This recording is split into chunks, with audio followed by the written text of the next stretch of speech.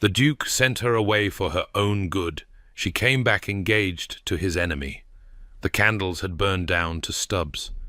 Lady Eliza Thornwood noticed this with the part of her mind that never stopped cataloguing the small details of Ashworth Park, which rooms needed fresh flowers, which servants were looking peaked and might need lighter duties, which of the ancient windows had begun to let in draughts that would worsen with winter's approach. The candles in the library had perhaps an hour left in them, and she should ring for replacements. She did not ring. To do so would require moving from the chair she had claimed hours ago, and moving would disturb the peculiar peace that had settled over the room like the first snow of the season. Across the vast mahogany desk, Sebastian Vane, the Duke of Ashworth, continued working through his correspondence with the focused intensity he brought to everything. His quill moved in sharp, decisive strokes. Occasionally he paused to consult a ledger or reference a previous letter, and in those moments Eliza allowed herself to study him. 3 years she had lived in this house. 3 years of careful observation had taught her to read the subtle variations in his granite facade. Tonight his shoulders carried more tension than usual, held rigid beneath the fine wool of his coat. A muscle twitched at the corner of his jaw with metronomic regularity. Whatever news those letters contained, it was not welcome. She returned her attention to her own work, a list of provisions needed for the upcoming quarter, compiled with the assistance of Mrs. Aldridge, the housekeeper. The figures blurred slightly as her eyes grew heavy. The fire had burned low, casting the room in shades of amber and shadow, and the silence had taken on a texture like velvet, soft and encompassing. "You should retire." His voice, low and rough from hours of disuse, startled her more than it should have. Eliza straightened in her chair and found him watching her, his quill suspended over the page. "I'm perfectly well, Your Grace." She smoothed an invisible wrinkle from her practical grey gown. One of 3 she rotated through with careful maintenance to extend their wear. "I wanted to finish the provision list so you might review it tomorrow." "The provision list will keep until morning." He set down his quill with a deliberate motion. "You've been yawning for the past half hour." Had she? Eliza felt heat climb her cheeks. She prided herself on her composure, on the seamless competence that had made her indispensable to this household. To be caught in such an obvious display of fatigue felt like a failure. "I apologize, Your Grace. I hadn't realized. I am not scolding you." Something flickered across his features, too quickly to name. Frustration, perhaps, or something gentler that he would never allow himself to show. "I am merely suggesting that exhausting yourself serves no one.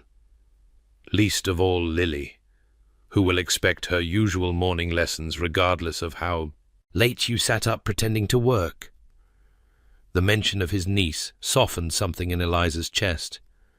Lily Vane was 8 years old, orphaned 3 years ago when her parents, the Duke's younger brother and his wife, perished in a carriage accident on an icy road.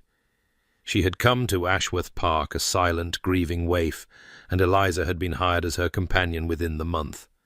What the Duke had not anticipated, when he engaged a gentleman's daughter fallen on hard times to tend his traumatized niece, was that Eliza would become the axis around which the entire household turned. Somehow, in the space of 3 years, she had evolved from companion to governess to unofficial chatelaine, managing everything from Lily's education to the menu planning to the delicate negotiations required when Sebastian's mother, the Dowager Duchess, descended for her quarterly visits. No one had asked her to take on these duties. She had simply seen what needed doing and done it, because that was who she was. That was all she knew how to be. "Lily is quite put out with me at the moment," Eliza said, gathering her papers into a neat stack. "I informed her that young ladies do not keep frogs in their pockets, and she accused me of being a tyrant." The corner of his mouth twitched. On any other man, it might have been a smile. "A tyrant, strong words from a child who cannot yet properly conjugate Latin verbs. In her defense, the frog was quite small, and apparently very friendly. She named him Bartholomew. Of course she did. He rubbed the bridge of his nose, a gesture Eliza had learned to recognize as suppressed amusement. I trust Bartholomew has been returned to more appropriate accommodations. He has taken up residence in the garden pond. Lily visits him twice daily to ensure he has not been eaten by the herons. Eliza rose from her chair, smoothing her skirts. She takes her responsibilities quite seriously. She learned from the best. The words hung between them, weighted with meaning he probably had not intended. Eliza felt the colour rise in her cheeks again and busied herself with stacking her papers, gathering her shawl, performing the small rituals of departure that had become so familiar over 3 years of nights like this. Because this was the secret they never acknowledged, the pattern they had fallen into with the inevitability of water finding its level. These late evenings in the library, working in companionable silence, existing together in a space that belonged to neither the formal daylight hours nor the complete isolation of sleep. Here, in the amber glow of dying candles, they were simply Sebastian and Eliza, not that either would ever dare speak such a thought aloud. "Good night, Your Grace." She dropped a small curtsy, clutching her papers to her chest. "Miss Thornwood." He had turned back to his correspondence, but she could feel his attention following her as she moved toward the door. Just before she reached it, his voice stopped her. "The provision list, leave it on my desk. I will review it tonight." "You should rest as well, Your Grace." The words escaped before she could catch them. Too familiar, too concerned, too much like a wife speaking to a husband rather than an employee addressing her master. But he only made a sound that might have been acknowledgement or dismissal, and Eliza slipped from the room, with her heart beating faster than it should. The corridors of Ashworth Park stretched before her, cold and silent at this hour. The staff had long since retired to their quarters, and only the night footman remained on duty, drowsing in his chair by the main entrance. Eliza moved through the darkness with the ease of long familiarity, her slippered feet finding the path without conscious thought. Her room was in the east wing, had been moved there 6 months ago, when Lily began having nightmares and needed someone nearby. The nursery occupied the floor above, and the connecting stair meant Eliza could reach her charge in moments when the night terrors struck. That this also placed her in the Duke's own wing, on the floor directly below his private chambers, was a coincidence no one mentioned. The room itself was modest but comfortable, with a narrow bed, a writing desk, and a window that overlooked the rose garden. Eliza's few possessions, a miniature of her mother, a worn volume of poetry, a carved wooden box containing letters she could not bring herself to throw away, occupied the small shelf beside the bed. Everything she owned could be packed in a single trunk within an hour, a reality she tried not to think about. She prepared for sleep with economical movements, brushing out her honey-colored hair, washing her face with cold water from the basin, changing into a nightgown that had been mended so many times the original fabric was more memory than presence. Through the window, moonlight painted the gardens silver, and somewhere in the darkness an owl called to its mate. Sleep should have come easily. Her body ached with fatigue, and the bed, while narrow, was warm and clean.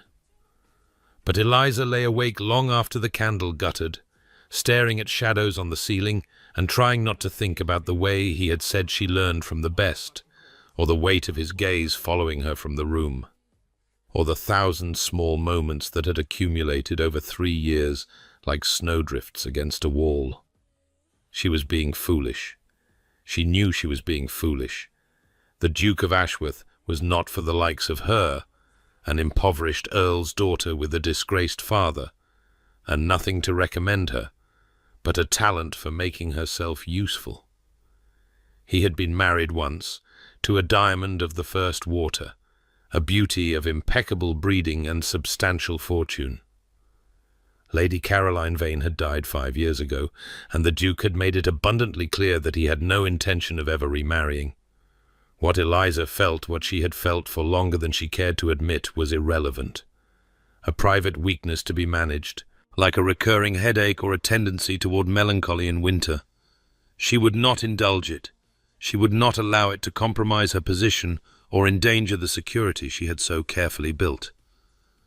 But sometimes, in the quiet dark of her narrow room, she allowed herself to wonder what it would feel like to be loved by Sebastian Vane, to be the object of all that fierce intensity, all that carefully banked passion, to be held by those strong arms and told that she was wanted not for her competence or her usefulness, but simply for herself. It was a dangerous fantasy. Eliza pushed it away and closed her eyes, willing sleep to come. Morning arrived with the pale grey light of an English autumn and the distant clatter of servants beginning their work. Eliza rose before the first housemaid could come to stir her fire, dressing herself in the dark with practised efficiency. Today's gown was brown, slightly better than the grey, with a cream fichu that softened its severity. She checked her reflection in the small mirror above her washstand and found what she always found: a face that was pleasant without being pretty, features that were regular without being remarkable. Her eyes were her best feature, warm brown with flecks of gold that caught the light, but they were often shadowed with the fatigue of long hours and longer responsibilities. Her hair resisted every attempt at fashionable styling, escaping its pins to curl in wisps around her face, no matter how firmly she disciplined it. Useful, she thought, with a twist of humour that held no real bitterness. I look exactly like what I am, a woman who is useful. Lily was already awake when Eliza arrived at the nursery, sitting cross-legged on her bed, with a book of botanical illustrations open on her lap. At 8 she was small for her age, but fierce in her opinions, with her uncle's dark hair and her late mother's blue eyes.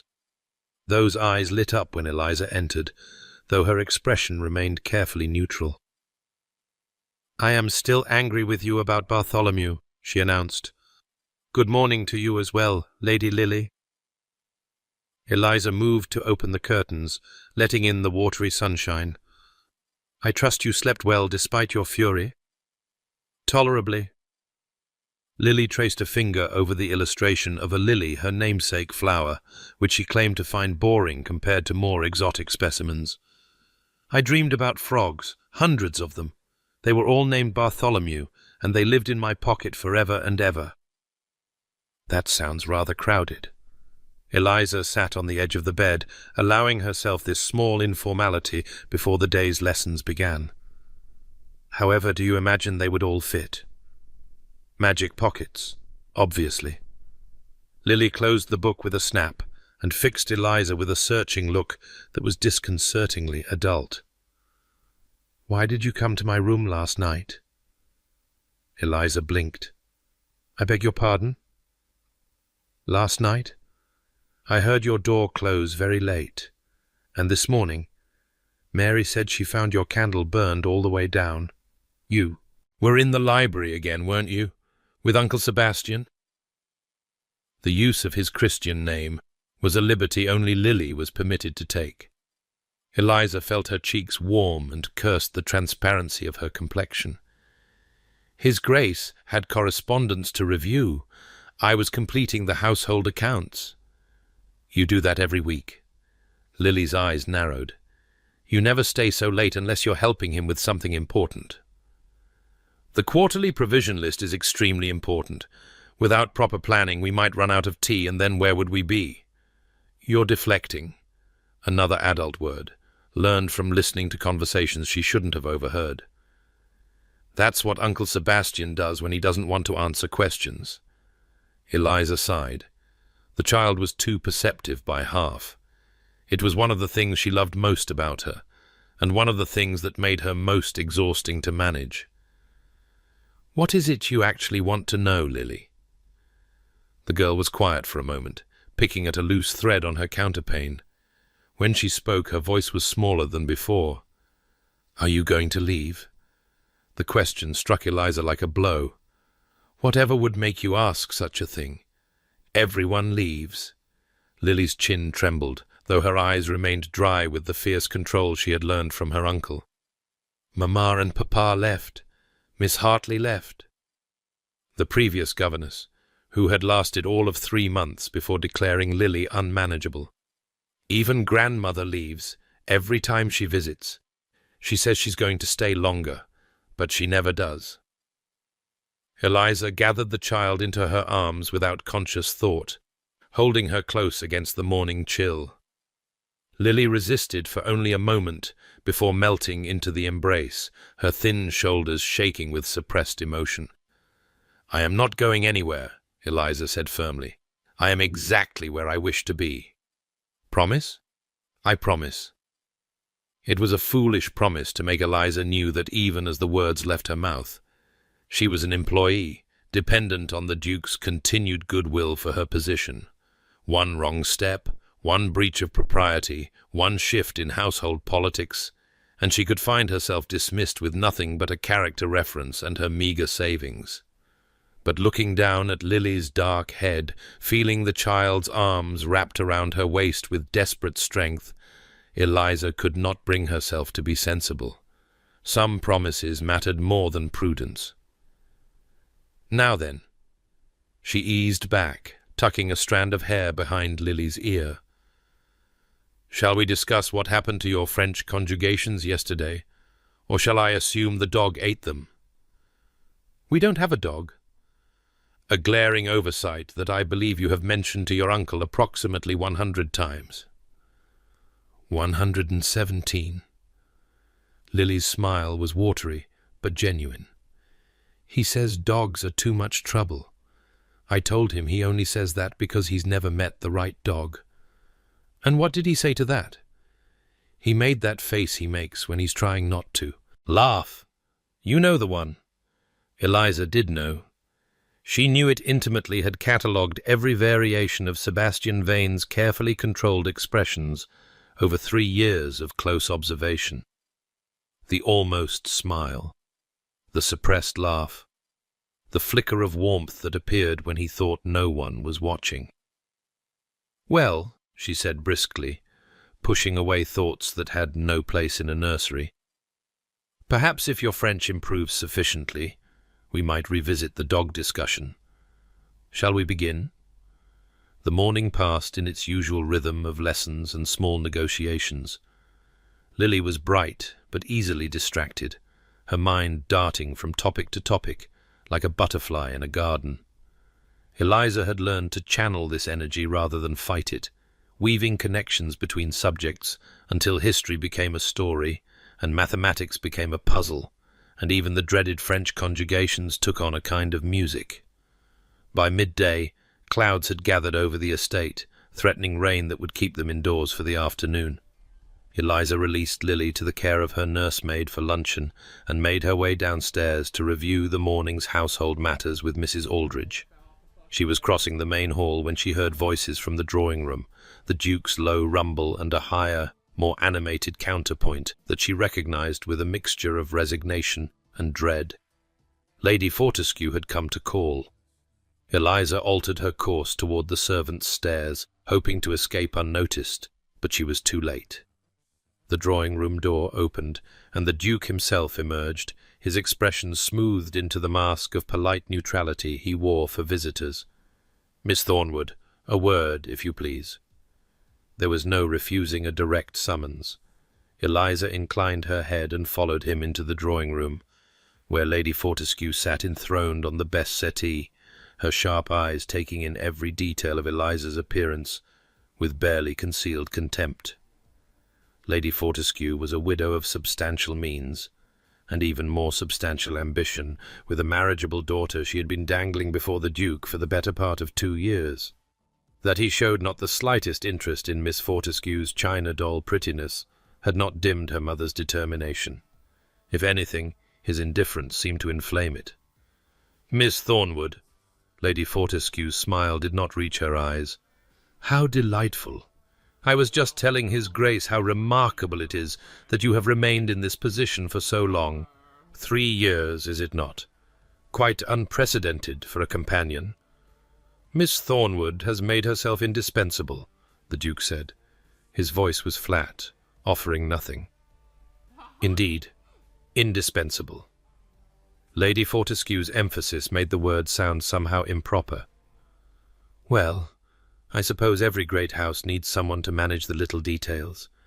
It must be such a comfort to have a woman's touch about the place, even if— She let the sentence trail off with delicate implication. Eliza's spine stiffened. She recognized the attack for what it was: a subtle undermining designed to plant seeds of doubt without being so overt as to give offence. Lady Fortescue was a master of this particular art. "I am fortunate to serve in such a well-run establishment," she said carefully. "His Grace sets the highest standards for his household." Of course, of course." Lady Fortescue waved a hand laden with rings. "And little Lady Lily, how does she get on? Such a tragedy, losing both parents so young. I imagine she's become quite attached to you, Miss Thornwood. Unhealthily so, perhaps. Children do form these dependencies when they lack proper maternal guidance." The barb was aimed at Sebastian, as much as Eliza a reminder that he had failed to remarry and provide his niece with a proper stepmother. Eliza watched his jaw tighten almost imperceptibly. "Lily is a resilient and accomplished child," he said. "Miss Thornwood has been instrumental in her education and well-being. I am satisfied with the arrangement." "Satisfied? Yes, I'm sure." Lady Fortescue rose from her seat with the air of a general who has planted her flags and sees no need for further battle today. "Well, I must be off. So much to do before the Hartington ball next week. You will be attending, Your Grace? The entire county is simply buzzing about it." "I have not yet decided." "But you must. My Amelia will be devastated if you don't dance with her at least once. She spoke of nothing else after your last meeting, said you were the most fascinating man she had ever encountered." Eliza busied herself with straightening a vase of flowers that needed no straightening. Miss Amelia Fortescue was 19, pretty in a conventional way, and possessed of an intellect that could most charitably be described as undeveloped. The idea of Sebastian making polite conversation with her for the length of a dance was almost pitiable. "I will take it under consideration," Sebastian said, in a tone that indicated he would do nothing of the sort. Lady Fortescue departed in a rustle of expensive silk, trailing observations about the weather, the state of the roads, and the shocking behaviour of a neighbouring family whose daughter had been seen riding unchaperoned with a young officer. Eliza remained frozen by the flower arrangement until the sound of hooves on gravel indicated the lady's carriage had finally departed. "You handled that well." She startled.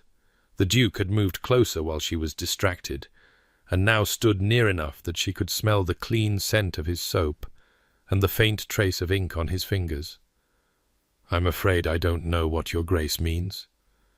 Lady Fortescue was attempting to poison the well. "You responded with grace under pressure.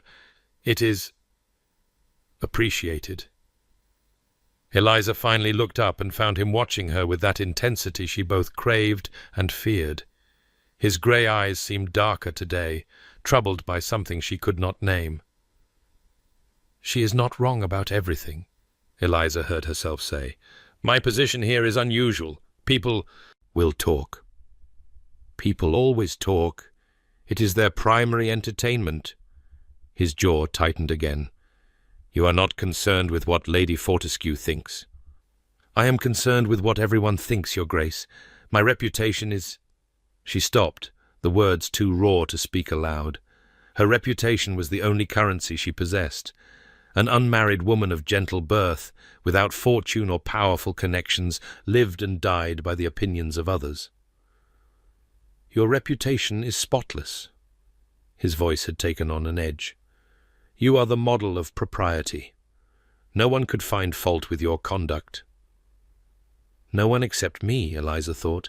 "No one except you, if you knew the way I think about you in the dark hours of the night." "Thank you, Your Grace." She dropped a curtsy, retreating into formality. "If there is nothing else, I should see to the household accounts." For a moment she thought he would stop her. His hand twitched at his side, and something flashed in his eyes that looked almost like desperation. But then the mask settled back into place, and he merely nodded. "Of course. Please see that the east wing windows are properly sealed before winter. I noticed a draught yesterday." "Of course, Your Grace." She fled before she could say something foolish. The Hartington ball arrived on a night of unexpected warmth, the last breath of autumn before winter's chill set in. Eliza was not attending companions, and governesses did not attend county balls, regardless of their birth. But she had spent the better part of 2 days helping prepare the household for his Grace's rare social appearance. The Duke had decided to go. He had not explained why, and Eliza had not asked, but she suspected it had something to do with Lady Fortescue's parting comments about the county buzzing about his absence. Sebastian Vane might despise social functions, but he was too proud to let it be said that he was hiding from them. She stood in the main hall as he descended the stairs, dressed in impeccable evening clothes that had been pressed to perfection by his valet. The stark black and white of formal attire suited him, emphasizing the breadth of his shoulders and the distinguished silver at his temples. He looked every inch the Duke powerful, unapproachable, and devastatingly handsome. Eliza's heart performed an embarrassing flutter that she ruthlessly suppressed. "You look very well, Your Grace." "I look like a man being led to his execution." He tugged at his cravat, which was already perfectly tied. "I despise these affairs." "Then why attend?" The question was too direct. She saw his eyebrows rise and immediately regretted speaking. "Because there are expectations," he said slowly. "Because running away does not make them disappear. Because—" He stopped, something shifting behind his eyes. "Because I am the Duke of Ashworth, and I have been hiding long enough." Eliza did not know how to respond to this unexpected vulnerability. Before she could formulate something appropriate, Lily came, thundering down the stairs in her nightgown, pursued by her exasperated nursemaid. "Uncle Sebastian, you can't leave without saying good night." His expression softened in a way that transformed him entirely. He crouched down to Lily's level, heedless of his immaculate evening clothes, and accepted the fierce hug she threw around his neck. "I thought we said good night already." "That was only the preliminary good night. This is the proper one." Lily pulled back to examine him critically. "You look very distinguished, like a painting of someone important." "I shall endeavour to live up to the canvas." He pressed a kiss to her forehead. "Be good for Miss Thornwood, and no frogs in any pockets while I'm gone." "I make no promises." She grinned, gap-toothed and mischievous, before allowing herself to be led back upstairs. Sebastian straightened and met Eliza's eyes. For a moment, neither spoke. "I should return by midnight," he said. "Don't wait up." "I wouldn't dream of it, Your Grace." They both knew it was a lie. Eliza would wait, as she always waited, keeping vigil in the library with her mending or her lists, until the sound of his carriage on the gravel released her to sleep. He left in a swirl of cape and cold air, and Eliza stood in the empty hall listening to the silence he left behind. She did not wait in the library that night. Instead, she sat with Lily until the child fell asleep, then retreated to her own room to write letters she would never send. Letters to her father, long dead, demanding to know why he had gambled away their future. Letters to her mother, dead even longer, asking if this was really all life had to offer. letters to Sebastian Vane, confessing things that could never be spoken aloud. The clock struck 11, then 12. Eliza's candle burned low. She changed into her nightgown, but could not bring herself to climb into bed, so she wrapped a shawl around her shoulders and sat by the window, watching for the lights of a returning carriage. 1 o'clock came and went, then 2. By 3, Eliza's worry had crystallized into something harder and colder, a fear that she could not name. At 3:30 she heard it, the distant rumble of wheels on the drive, moving too fast for safety on a dark night. She was at her window in an instant, watching the carriage lurch to a halt before the main entrance. Something was wrong. Eliza was down the stairs before she had consciously decided to move, her shawl flying behind her, her bare feet silent on the cold marble. She reached the entrance hall just as the front door crashed open and Sebastian Vane staggered through it, held upright by his coachman and a footman. His face was white as paper. His cravat had been torn away, and his shirt was stained with something dark that might have been wine, but looked horribly like blood. "Your Grace!" Eliza rushed forward without thought, her hands reaching for him. "What happened? Are you hurt?" "Miss Thornwood." His eyes found hers, unfocused and strange. You should be in bed. Why are you—" He swayed dangerously, and she wedged herself under his arm without hesitation, taking some of his weight. "Get him to the library," she ordered the servants. "Send for Dr. Marchmont immediately, and bring hot water and clean cloths." The next hour passed in a blur of frantic activity. The injury proved to be minor, a gash on his arm, where he had been struck by a shattered champagne glass, the result of an altercation that the servants described in confused fragments. There had been an argument, a man named Blackwood, accusations and shouting, and finally violence. Dr. Marchmont arrived, cleaned and stitched the wound, and departed with reassurances that his Grace would recover fully with proper rest. The servants were dismissed to their beds, and Eliza found herself alone in the library, with a half-conscious Duke sprawled in his usual chair, his ruined shirt hanging open over bandaged arm. "You should not be here." His voice was slurred, whether from pain or drink or simple exhaustion she could not tell. "It's not proper." "Nothing about tonight is proper, Your Grace." She poured him a measure of brandy from the sideboard, pressing the glass into his uninjured hand. "Drink this." He obeyed without argument, so unlike him that her worry sharpened into something approaching panic.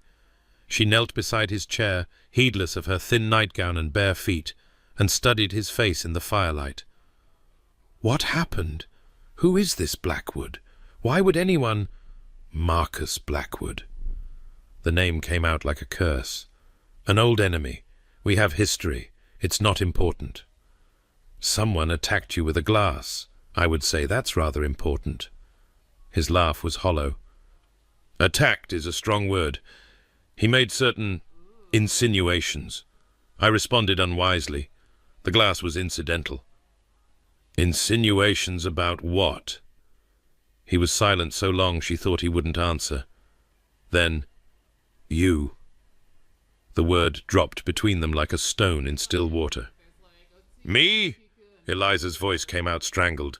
"What could anyone possibly insinuate about me?" "You live in my house, in my wing." His eyes found hers, and in their grey depths she saw something that made her heart stop. "You are seen coming and going from my library at all hours. The servants talk, the neighbours talk, everyone talks."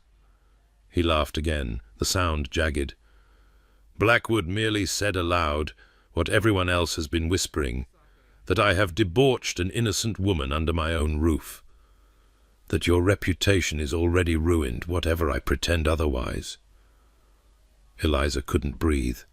The floor seemed to tilt beneath her. "But that's not— I would never—" "I know." His hand caught hers, his grip surprisingly strong. "I know. But it doesn't matter what we have or haven't done. It matters what people believe. And I have been a fool." His voice cracked on the last word. "I have kept you here because I could not bear to let you go, and in doing so I have destroyed you." "You have destroyed nothing." She gripped his hand tighter, desperate to make him understand. "I am exactly where I wish to be. My reputation—" "Your reputation is everything." He pulled away from her with sudden force, pushing himself upright in the chair. "You are a gentleman's daughter. Without your good name you have nothing.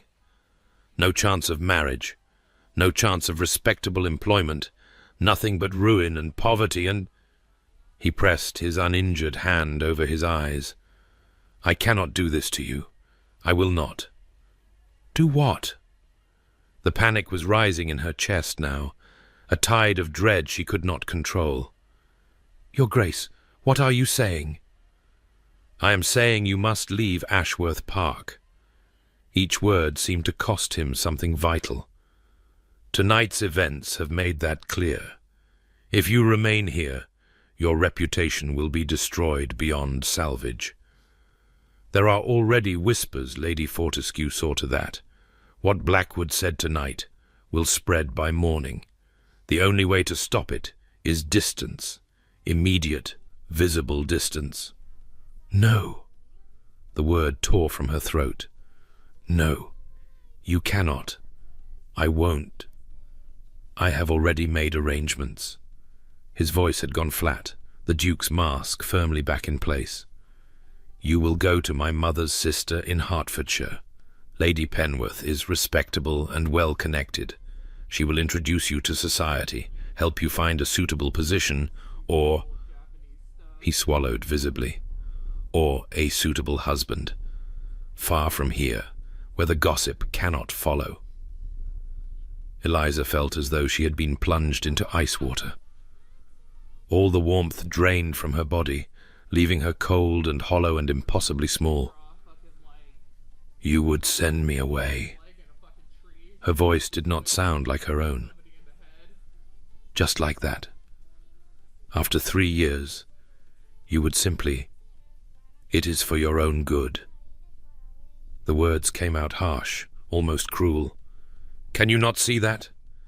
Every day you remain here puts you at greater risk. I should have done this long ago. I was selfish. I wanted—" He stopped, jaw working. "It doesn't matter what I wanted. What matters is your future." "And what of Lily?" The thought of the child struck her like a physical blow. "What of your niece, who has already lost everyone she loves? You would take me from her as well?" Something in his face cracked. For a moment, Eliza saw the man behind the Duke wounded, desperate, terrified of causing more harm than he had already caused. Then the mask descended again, impenetrable as stone. "Lily will adapt. Children are resilient. Children are fragile." Eliza was on her feet now, trembling with rage and grief, and something she could not name. "I made her a promise. I told her I would not leave. And now you expect me to break that promise because you have decided, in your infinite wisdom, that you know what is best for everyone." "I am trying to protect you!" "I do not need your protection." The words exploded from her, 3 years of suppressed feeling breaking free at last. "I am not some delicate flower to be sheltered from the world. I am not your late wife, to be wrapped in cotton wool and kept from harm. I am myself, and I have the right to make my own choices about my own life." The silence that followed was absolute. Eliza heard her own ragged breathing, felt the tears burning behind her eyes, saw the stricken expression on Sebastian's face before he turned away. "Caroline?" His voice was barely a whisper. "You know about Caroline? Everyone knows about Caroline." The anger was draining from her now, leaving only exhaustion. "She was beautiful and perfect, and you loved her, and she died. And you have spent the past 5 years punishing yourself for it, building walls so high that no one can possibly breach them. I understand. Truly I do. But I am not her, and what happened to her will not happen to me. You don't know that. He still would not look at her. You cannot possibly know that. No one knows what the future holds, what disasters wait around every corner. All I know is that everyone I have ever loved has been destroyed by that love, and I cannot. His voice broke. I cannot watch it happen again. Eliza's heart cracked wide open. She crossed to him without thinking, placing her hand on his shoulder. He flinched, but did not pull away. Beneath her palm, she could feel the tension in every line of his body, the effort it was costing him to hold himself together. Sebastian. His name, spoken for the first time in all their years together. Listen to me, please. He turned at last, and she saw that his eyes were wet. I'm not asking you for anything, she said quietly. I am not asking for declarations or promises or anything you are not prepared to give. I am only asking to stay, to continue as we have been, to care for Lily and manage your household and— She faltered, the words tangling in her throat. And to be here, near you. Whatever that means, whatever it costs, I am asking only for that. For a long moment, he simply looked at her. The fire had burned low, casting them both in shades of gold and shadow. Outside, the first grey light of dawn was creeping over the horizon. I cannot. The words seemed to break something inside him. God help me. I want to, more than you can possibly understand. But I cannot. If you stay, I will destroy you.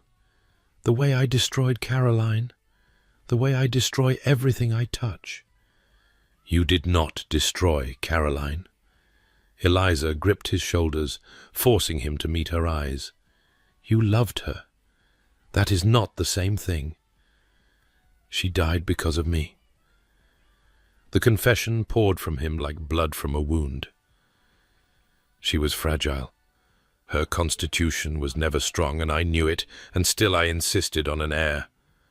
I made her risk pregnancy after pregnancy, even when the doctors warned us, even when she begged me to stop. And then she was with child again. And she hid it from me because she was afraid. And when the birth went wrong— He was shaking now, his whole body trembling with the force of suppressed grief. I killed her. My pride, my obsession with legacy, my refusal to accept that some things are not meant to be. I killed her as surely as if I had put a knife to her throat. No. Eliza's own tears were falling now, hot and unstoppable. No, you did not. You made mistakes, terrible mistakes, but you did not kill her. She made her own choices. The illness made its own choices. You are not God, Sebastian. You cannot control everything, and you cannot blame yourself for everything. I can blame myself for this. He pulled away from her, putting distance between them. I can ensure that it never happens again. And that is what I am doing.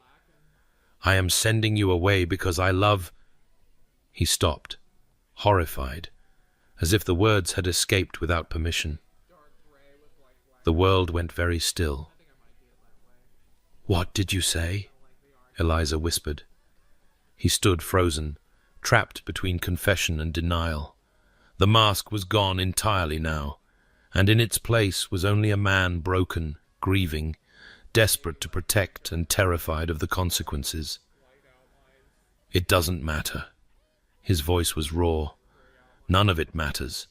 The carriage will be ready at dawn.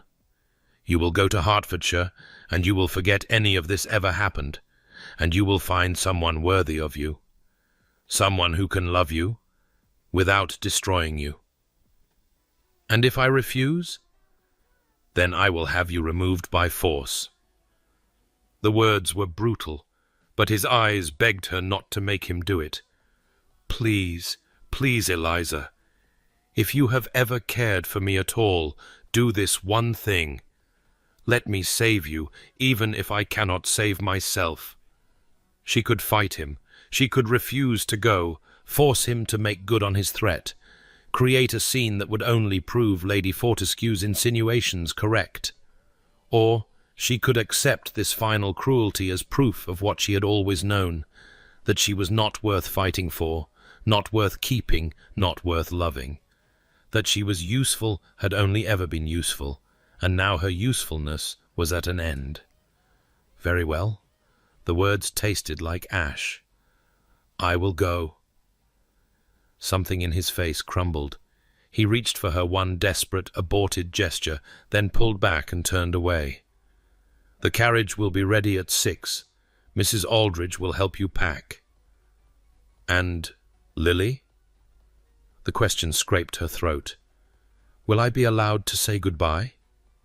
A long pause. Then, briefly, "I do not want to upset her more than necessary." More than necessary. As if any of this was necessary. As if any of this was anything other than a man's fear dressed up as nobility, his cowardice disguised as sacrifice. But Eliza was too exhausted to fight any more. Too broken. Too utterly without hope. "As you wish, Your Grace." She dropped a curtsy, one last gesture of the servitude he had so thoroughly enjoyed, and walked from the room without looking back. The goodbye with Lily was the worst thing Eliza had ever experienced. The child did not cry. That was the terrible part. She stood very straight and very still, her dark eyes fixed on Eliza's face with an expression of blank betrayal that was far worse than tears. "You promised," she said. "You promised you wouldn't leave." "I know." Eliza knelt before her, heedless of the travelling dress she had hastily donned, heedless of anything but the child in front of her. "I know I did, and I am so sorry. But sometimes things happen that we cannot control, and we must do things we do not wish to do. Uncle Sebastian is making you go." It wasn't a question. "I heard the servants talking. He's sending you away because of something someone said at a party." "It's complicated. It's stupid." Lily's voice shook with fury. "He's stupid. And you're stupid for letting him. And I hate both of you." She turned and ran from the room before Eliza could respond. The door slammed behind her with a finality that echoed through the empty nursery. Eliza remained kneeling on the floor for a long moment, her hand pressed to her mouth to stifle the sobs that threatened to break free. Then she rose, smoothed her skirts, and walked downstairs to the waiting carriage. The Duke was nowhere to be seen. Of course he wasn't. He had issued his decree and retreated to lick his wounds, leaving others to deal with the consequences. Mrs. Aldridge pressed a small package into her hands, some bread and cheese for the journey, because even now the housekeeper's maternal instincts overrode everything else. "Write to us," she said, her voice thick. "Let us know you've arrived safely." "I will." She climbed into the carriage. The door closed. The driver cracked his whip. And Eliza watched Ashworth Park disappear behind her, knowing that she was leaving behind everything she had ever wanted and would never be allowed to have. The tears came then, silent and unstoppable, as the English countryside rolled past her window. She wept for Lily, who had already lost so much and would now lose more. She wept for Sebastian, trapped in his prison of grief and guilt. She wept for herself, for the foolish dreams she had cherished in secret, for the love she had never dared speak aloud. But beneath the tears, something harder was beginning to form, a resolve, a determination. He thought he was protecting her by pushing her away. He thought he was saving her from ruin by sending her into exile. But Eliza Thornwood had not survived her father's disgrace, her mother's death, and 3 years of precarious dependence by being passive. She had survived by being useful, and now, perhaps, it was time to be something more. She did not yet know what form that something would take. She only knew that she would not go quietly into the obscure, respectable future Sebastian Vane had planned for her. She would not be forgotten, and neither, if she had anything to say about it, would he. The carriage rattled on toward Hertfordshire, toward the unknown, toward whatever waited on the other side of this breaking. And Eliza Thornwood, her tears drying on her cheeks, began to plan. Lady Penwith's house in Hertfordshire was everything Ashworth Park was not. Bright, chaotic, and filled with the constant noise of a family determined to squeeze every drop of joy from life. The Dowager Duchess's sister had raised 7 children in this rambling manor, and though most had married and moved away, the house still echoed with grandchildren's laughter, barking dogs, and the kind of cheerful disorder that would have sent Sebastian Vane into an apoplexy. Eliza had been there for 3 months. 3 months of polite conversation, of helping with correspondence, of pretending that her heart was not shattered beyond repair. Lady Penwith had asked no uncomfortable questions when she arrived on that grey November morning, hollow-eyed and silent. She had simply shown Eliza to a comfortable room, ordered tea and hot water for a bath, and left her alone to compose herself. It was the greatest kindness anyone had ever shown her. The winter had passed in a blur of small tasks and enforced rest. Eliza had written to Lily 3 times.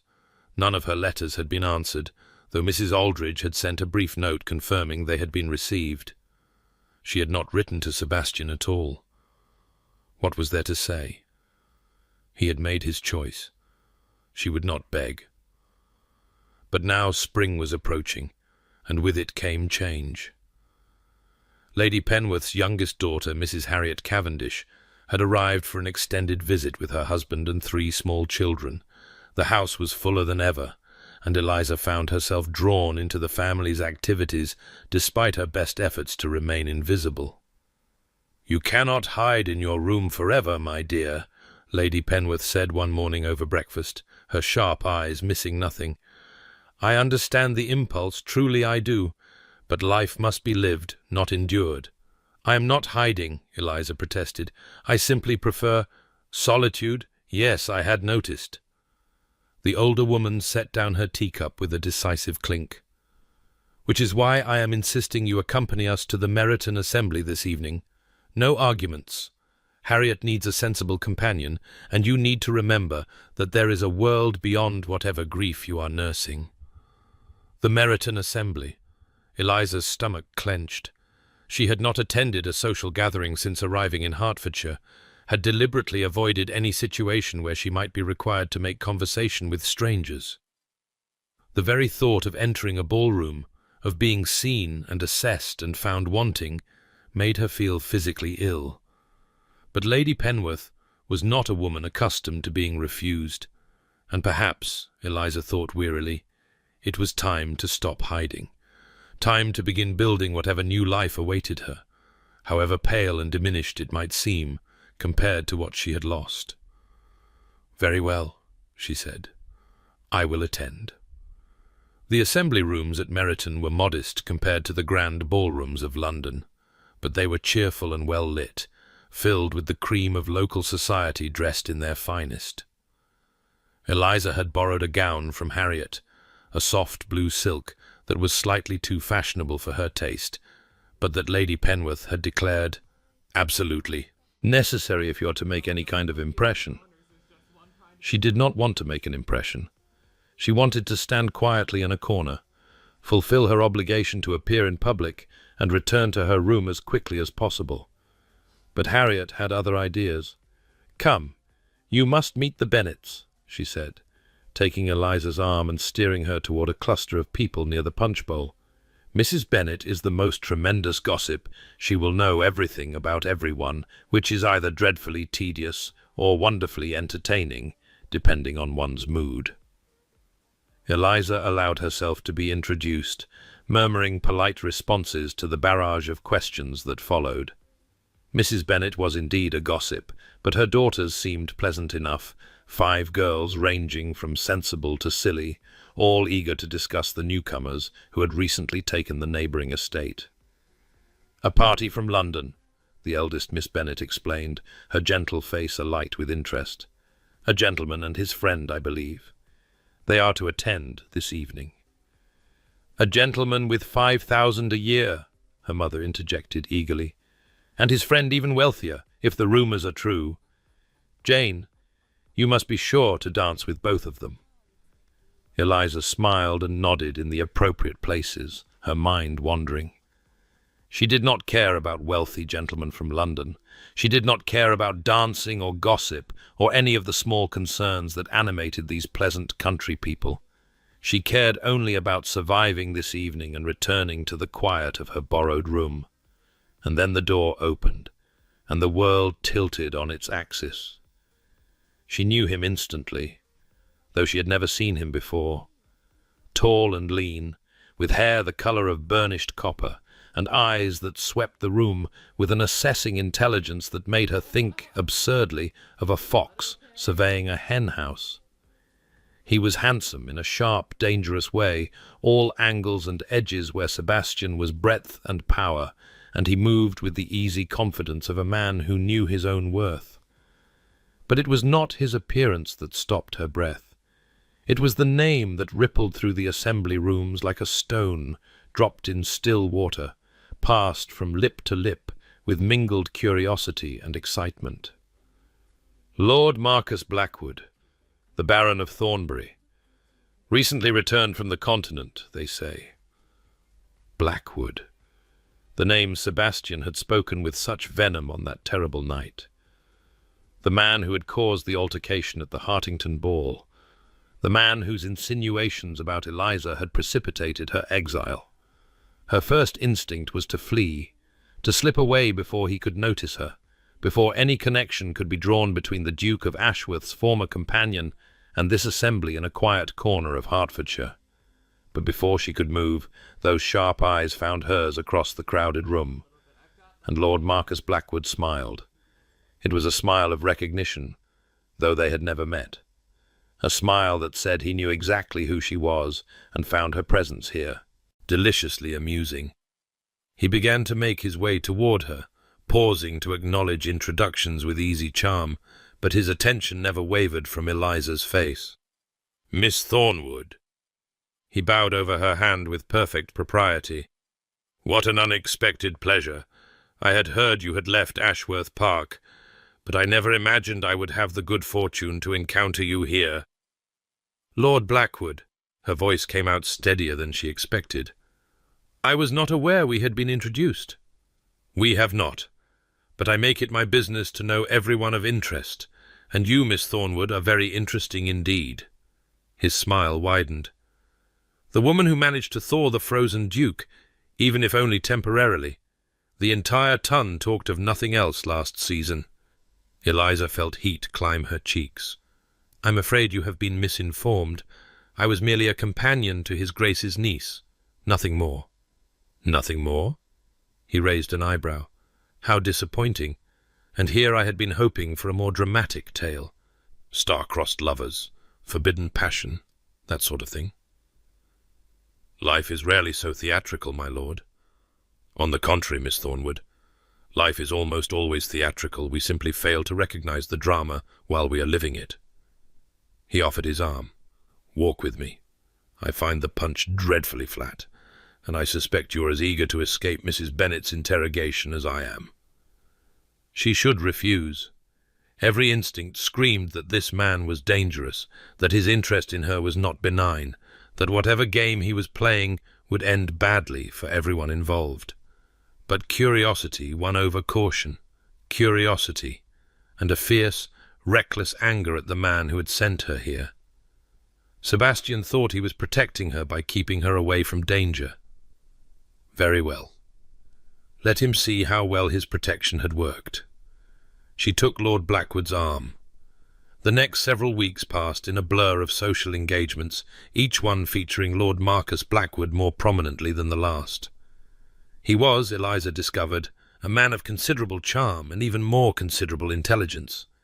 He could converse on any topic from philosophy to farming, could make the dullest dinner party sparkle with wit, could draw confidences from even the most reticent companion with his gift for active listening. He was also, she suspected, entirely without scruples.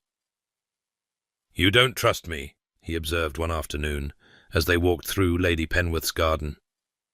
The early spring flowers were beginning to bloom, daffodils and crocuses nodding in the gentle breeze. "I can see it in your eyes every time I speak. You're waiting for the knife." "Should I not be?" He laughed, a genuine sound, surprisingly warm. "Probably. I have not led a blameless life, Miss Thornwood. I have made enemies, broken hearts, and committed sins that would shock your provincial sensibilities. But I am not, at this particular moment, planning to harm you." "At this particular moment? How reassuring. I am always honest about my limitations." He paused, beside a stone bench, gesturing for her to sit. "Tell me about Ashworth. Not the gossip, I know the gossip. Tell me about the man." Eliza hesitated. This was treacherous ground. Whatever had passed between Sebastian and Lord Blackwood, she had no desire to provide ammunition for either side. But something in Blackwood's expression gave her pause, a flicker of something that looked almost like genuine curiosity rather than calculated malice.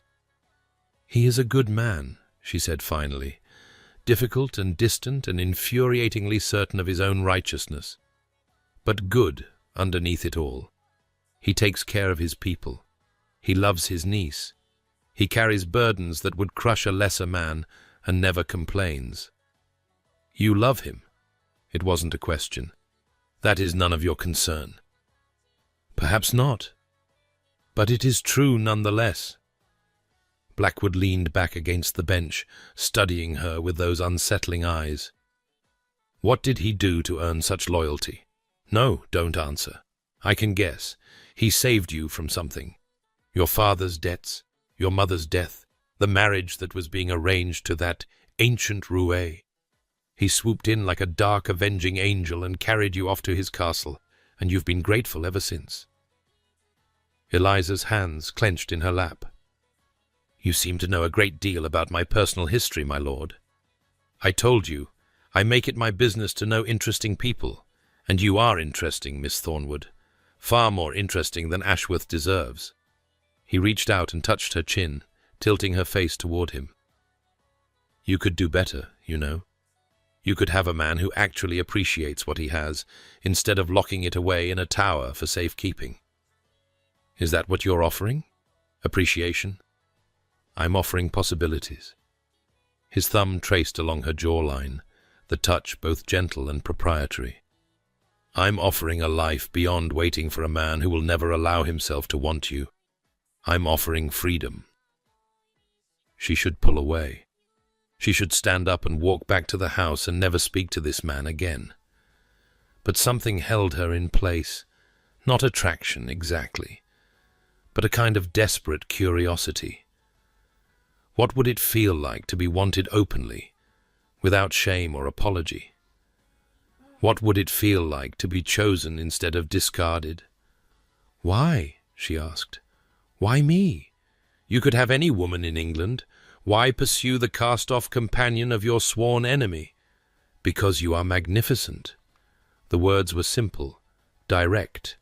Because I watched you across the Hartington ballroom last autumn, managing that household with quiet competence, while every eye in the room dismissed you as beneath notice.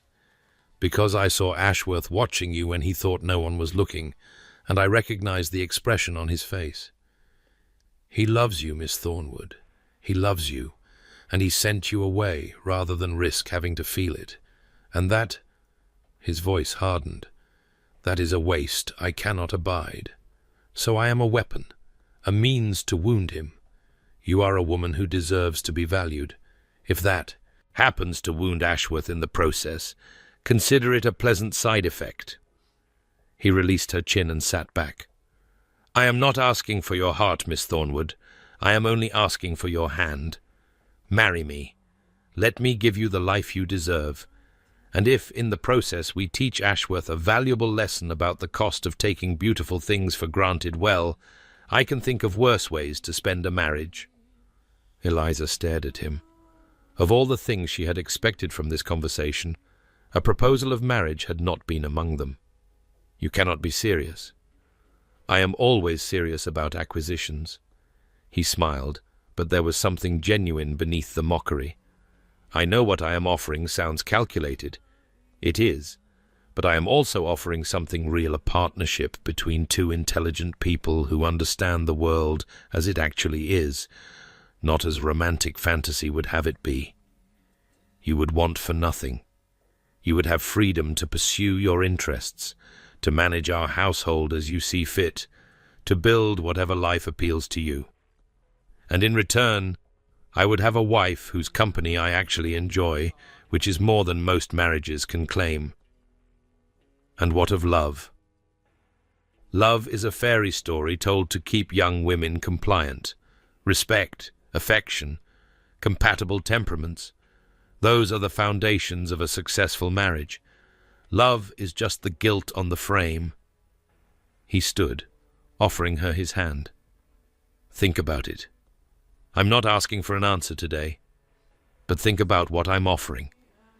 Think about what the alternative is: years of genteel poverty, watching from the shadows while Ashworth eventually marries some insipid heiress for her fortune and her womb. Is that really what you want?" No, Eliza thought. No, that was not what she wanted.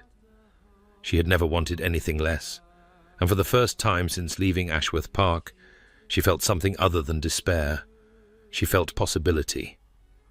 Lady Penworth was not pleased. "Marcus Blackwood?" She set down her embroidery with an expression of deep concern. "My dear girl, you cannot be seriously considering his suit.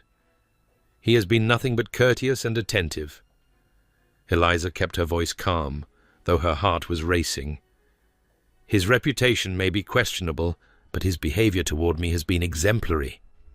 His behavior toward you has been calculated to appear exemplary. There is a difference." Lady Penworth rose from her chair and crossed to where Eliza sat by the window. "I knew his father, you know. The old Baron was a scoundrel of the first order, broke his wife's heart with his infidelities, and gambled away half the family fortune before dying in a duel over another man's wife. Marcus has spent the past decade rebuilding what his father destroyed, and I give him credit for that. But a man does not achieve what he has achieved without being ruthless. Perhaps ruthlessness is what I need." The words surprised Eliza as much as they seemed to surprise Lady Penworth. "I have spent my entire life being careful, being proper, being so excruciatingly correct that no one could ever find fault with me. And where has it gotten me? Dismissed like a servant, exiled to the countryside, watching my entire future crumble because one man decided he knew what was best for me. You are angry. That is understandable, but anger is a poor foundation for marriage. What is a good foundation, then? Love?" Eliza laughed bitterly. "I loved Sebastian Vane. I loved him for 3 years without ever speaking the words aloud, without ever receiving anything in return but glimpses and fragments and the occasional moment of warmth that he immediately withdrew. If that is love, I want no part of it." Lady Penworth was quiet for a long moment. When she spoke, her voice was gentle. "What happened between you and my nephew-in-law is not my business, though I have my suspicions. But I will tell you this. Marcus Blackwood's interest in you is not coincidental. He and Ashworth have hated each other for nearly 15 years, ever since Marcus courted Caroline Ashworth before she became the Duchess. He lost her to Sebastian, and he has never forgiven the slight." Eliza felt the blood drain from her face. "He courted Caroline?" He was mad for her. Everyone expected them to marry. They were perfectly suited in temperament and fortune. But then Ashworth came along, and Caroline chose the title over the man who loved her. Lady Penworth's eyes were sad. Marcus has spent years looking for ways to wound Sebastian. I cannot help but wonder if you are simply the latest weapon in an old war. He told me as much himself. Eliza met her benefactress's eyes steadily. He has been honest about his motivations, more honest than Sebastian ever was. Honest about using you to hurt another man, and this does not give you pause. It gives me clarity. Eliza rose and began to pace the length of the room. I have no illusions about Lord Blackwood's feelings for me. He finds me interesting, perhaps even admires me. But he does not love me. He has made that perfectly clear. What he offers is a partnership, one in which I would have security, status, and freedom. Is that not more than most marriages provide? Most marriages are not undertaken specifically to wound a third party. The wounding of Sebastian Vane is incidental to my decision. The words tasted like a lie, but Eliza pressed on. I am thinking of my own future. I am 24 years old, without fortune or family connections, and my reputation, whatever Sebastian may claim, has been irreparably damaged by 3 years of living in an unmarried man's household. Who else would have me? Someone who values you for yourself, not for what you represent to his enemy. Such a paragon does not exist. Eliza stopped by the window, staring out at the garden where Marcus had proposed. Or if he does, he has already had the opportunity to claim me, and chose instead to send me away. Lady Penworth sighed heavily. I cannot stop you. You are of age and not my ward. But I beg you to think carefully before accepting Lord Blackwood. Whatever satisfaction you imagine you will feel at Sebastian's reaction, it will not be worth the price of a lifetime bound to a man who sees you as a chess piece. Perhaps I'm tired of being seen any other way. Eliza turned back to face her. At least Lord Blackwood is honest about the game we are playing. Sebastian pretended there was no game at all, and left me to discover the rules only after I had already lost. There was nothing Lady Penworth could say to that, and she did not try. She simply embraced Eliza tightly and left her alone with her thoughts. Eliza accepted Lord Blackwood's proposal 3 days later. The engagement was announced in the London papers within the week, and the reaction was everything Marcus had predicted. Scandal sheets buzzed with speculation, society matrons whispered behind their fans, and from Ashworth Park there came only silence. Eliza tried not to think about what that silence meant. She tried not to imagine Sebastian's face when he read the announcement, or Lily's reaction to learning that her beloved Miss Thornwood was to marry Uncle Sebastian's enemy. She tried to focus on the practicalities, the wedding preparations, the trousseau, the new life that awaited her as Baroness of Thornbury. But at night, alone in her borrowed room, the doubts came creeping. What was she doing? Marrying a man she did not love to spite a man she could not stop loving? Trading one form of imprisonment for another, simply because the new cage came with prettier bars? Marcus was kind to her, in his way. He brought her flowers and books and little gifts that showed he paid attention to her preferences. He made her laugh with his wicked observations about their neighbours. He treated her with a respect that Sebastian had never quite managed, always asking her opinion before making decisions that affected them both. But there was no warmth in his eyes when he looked at her, no catch in his breath when their hands touched, no sense that her presence made any fundamental difference to his existence. She was useful to him, that was all. The realization should have been devastating. Instead, it felt almost comfortable. She knew how to be useful. She had been useful her entire life. At least with Marcus, there were no false pretenses, no aching hope that utility might somehow transform into something more. The wedding was set for June. Eliza threw herself into the preparations with grim determination, refusing to allow herself any second thoughts. What was done was done. She had made her choice, and she would live with the consequences. And then, 3 weeks before the wedding, came the letter. It arrived on a grey morning, delivered by a rider who had clearly travelled hard and fast from somewhere distant. The handwriting on the envelope was unfamiliar, not Sebastian's bold hand, nor Mrs. Aldridge's careful script. Eliza's fingers trembled as she broke the seal. "Miss Thornwood, I am writing against the express wishes of His Grace, who has forbidden any member of the household from contacting you, but I believe you have a right to know what has happened, and I am old enough to bear the consequences of my disobedience. Lady Lily has run away. She disappeared 3 days ago, taking nothing but the clothes on her back and a small sum of money she had saved from her pin money. We found a note in her room saying she had gone to find you, that she could not bear to remain at Ashworth Park without you, that if no one else would bring you home, she would go and fetch you herself. His Grace is beside himself. He has sent men in every direction, but thus far there has been no trace of her. We fear the worst.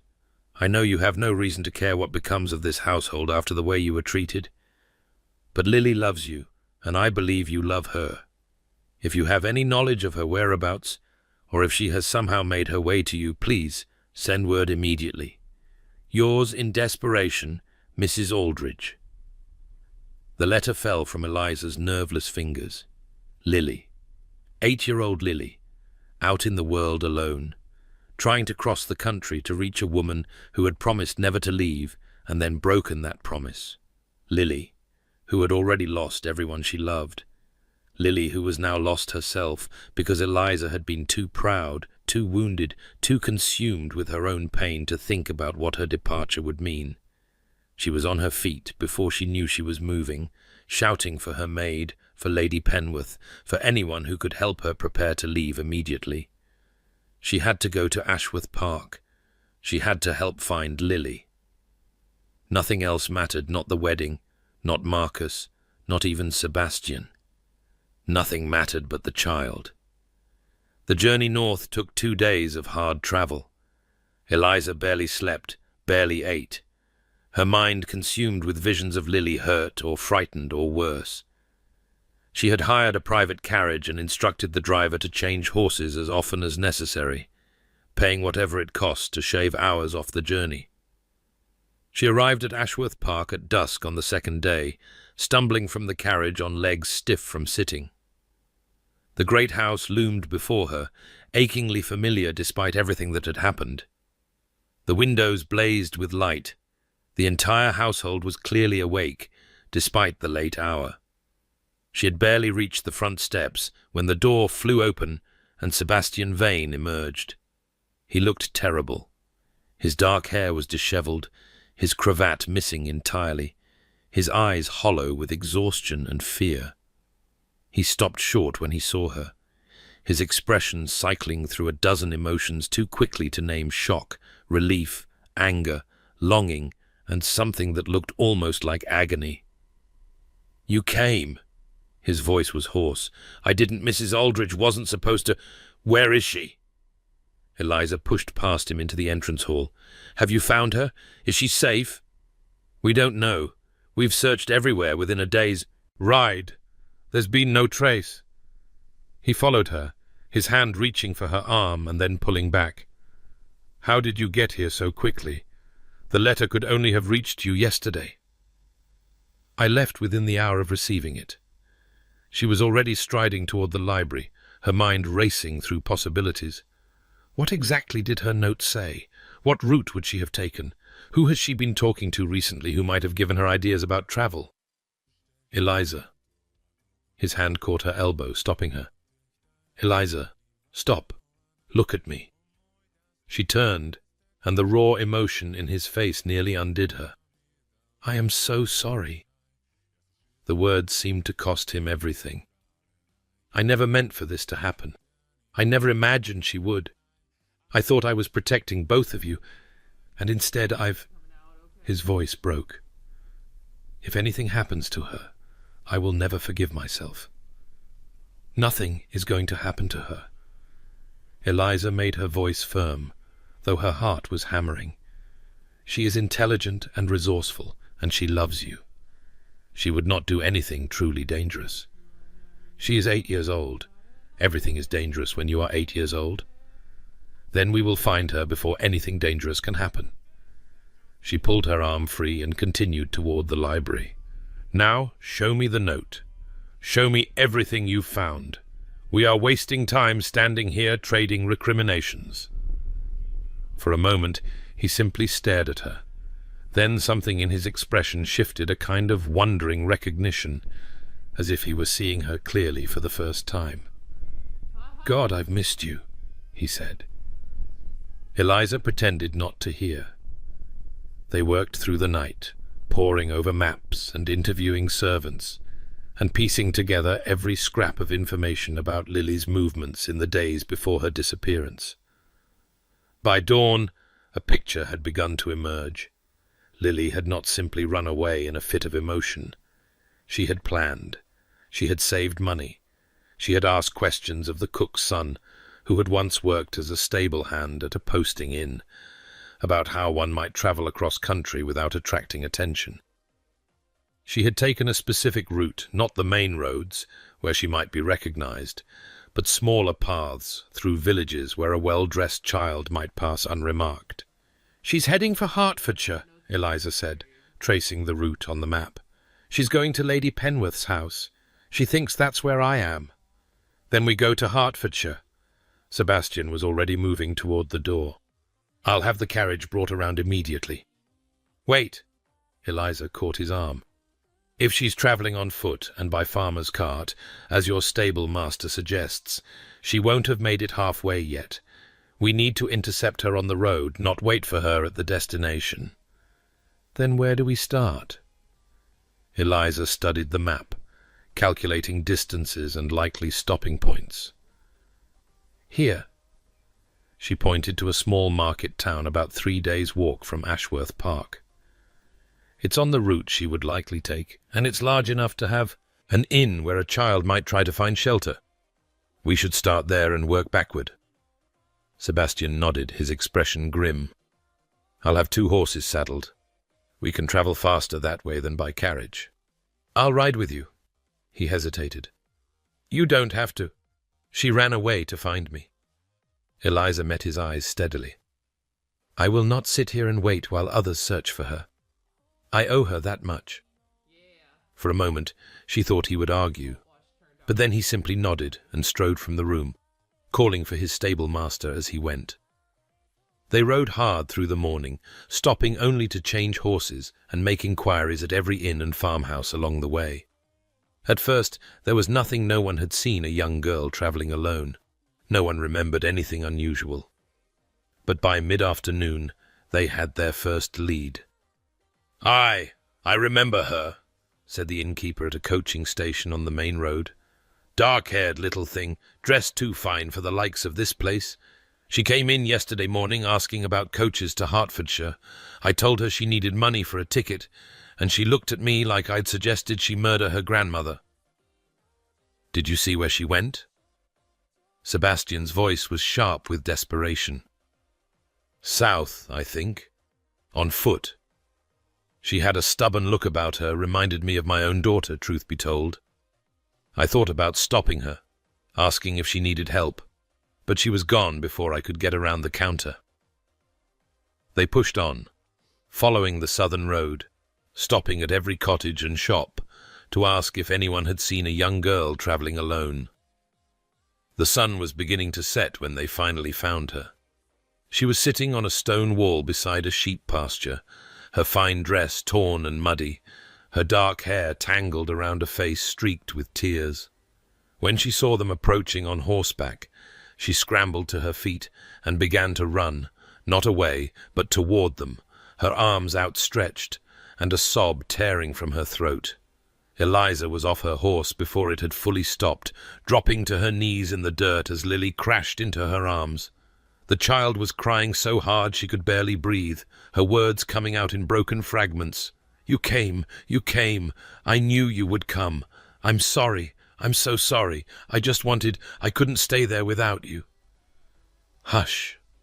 Eliza held her tightly, her own tears falling freely. "Hush, my darling. I'm here now. I'm here." Sebastian dismounted more slowly, approaching the pair with an expression that wavered between overwhelming relief and something that looked very much like heartbreak. He knelt beside them in the mud, heedless of his clothing, and wrapped his arms around them both.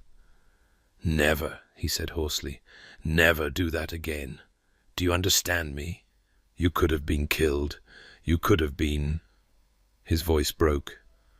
"I cannot lose you, Lily. I cannot. You sent her away." Lily's accusation was muffled against Eliza's shoulder.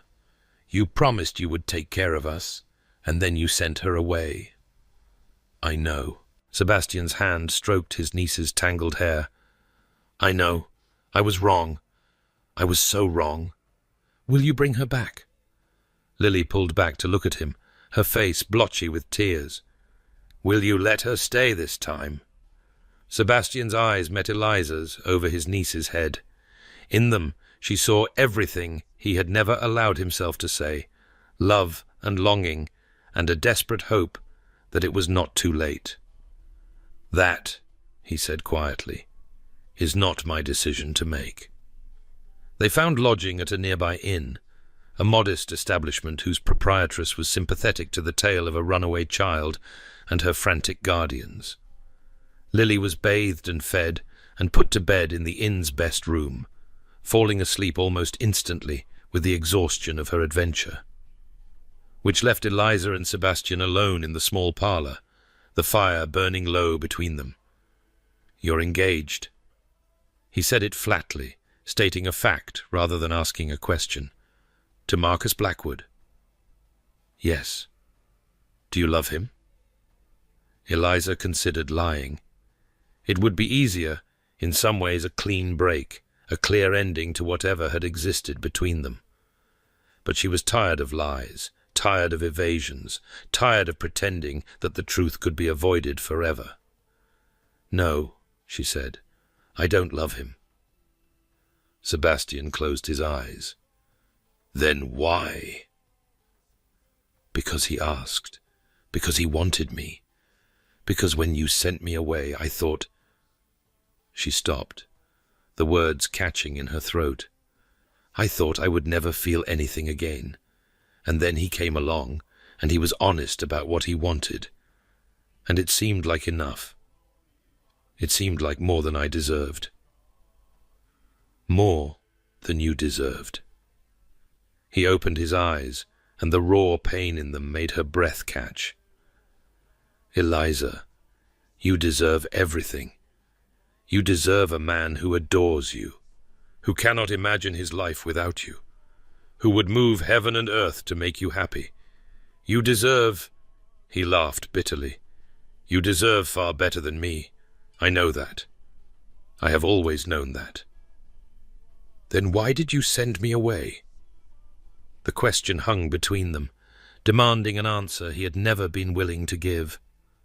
Sebastian rose from his chair and crossed to the window, staring out at the darkness beyond. "I told you about Caroline," he said quietly, "about what I did to her, what I believed I did to her. But I didn't tell you all of it." He was silent for a long moment, and when he spoke again, his voice was distant, lost in memory.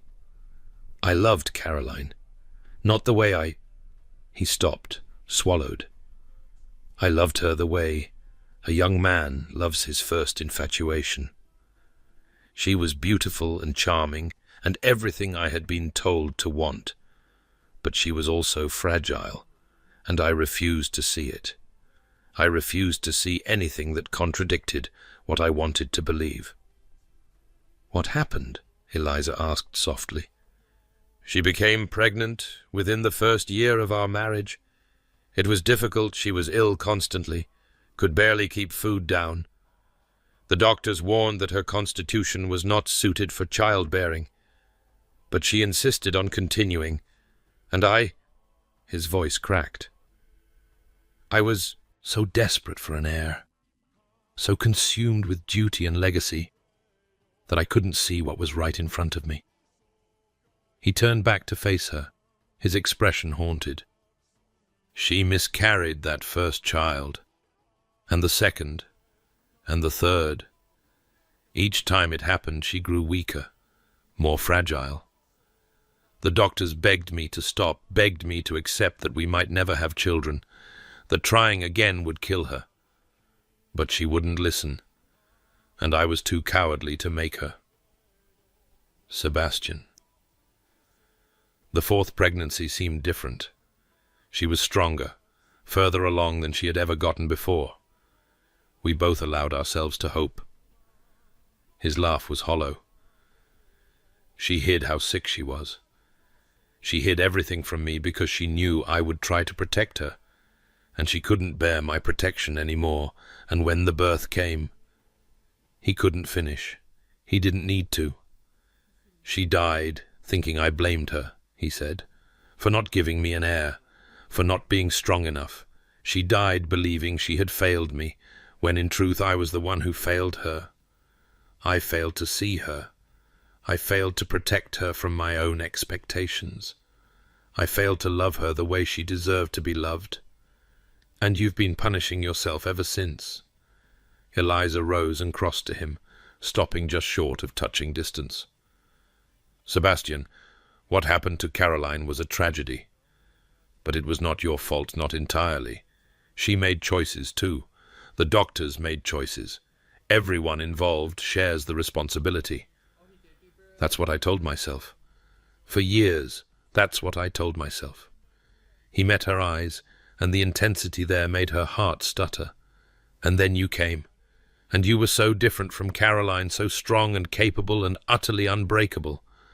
I watched you manage my household and care for my niece and handle every crisis with such grace, and I thought, here is a woman who does not need protection. Here is a woman who could be my equal, my partner, my... He stopped, struggling for words. But then I would look at you and feel what I felt. And I would remember. I would remember what happened when I loved Caroline. And I would think, what if I'm wrong again? What if I only see what I want to see? What if I convince myself that she's strong enough to bear my love, and then I destroy her the way I destroyed my wife? So you sent me away. Eliza's voice was barely a whisper. Because you loved me. Because I was terrified of loving you. He reached out, his fingers brushing her cheek with heartbreaking gentleness. I thought if I could just keep you at a distance, if I could protect you from my feelings, then I could protect you from my curse. But all I did was hurt you, and now you belong to someone else, and I have no right to ask you to. I don't belong to anyone. Eliza caught his hand, holding it against her face. Not to Marcus, and not to you. I belong to myself.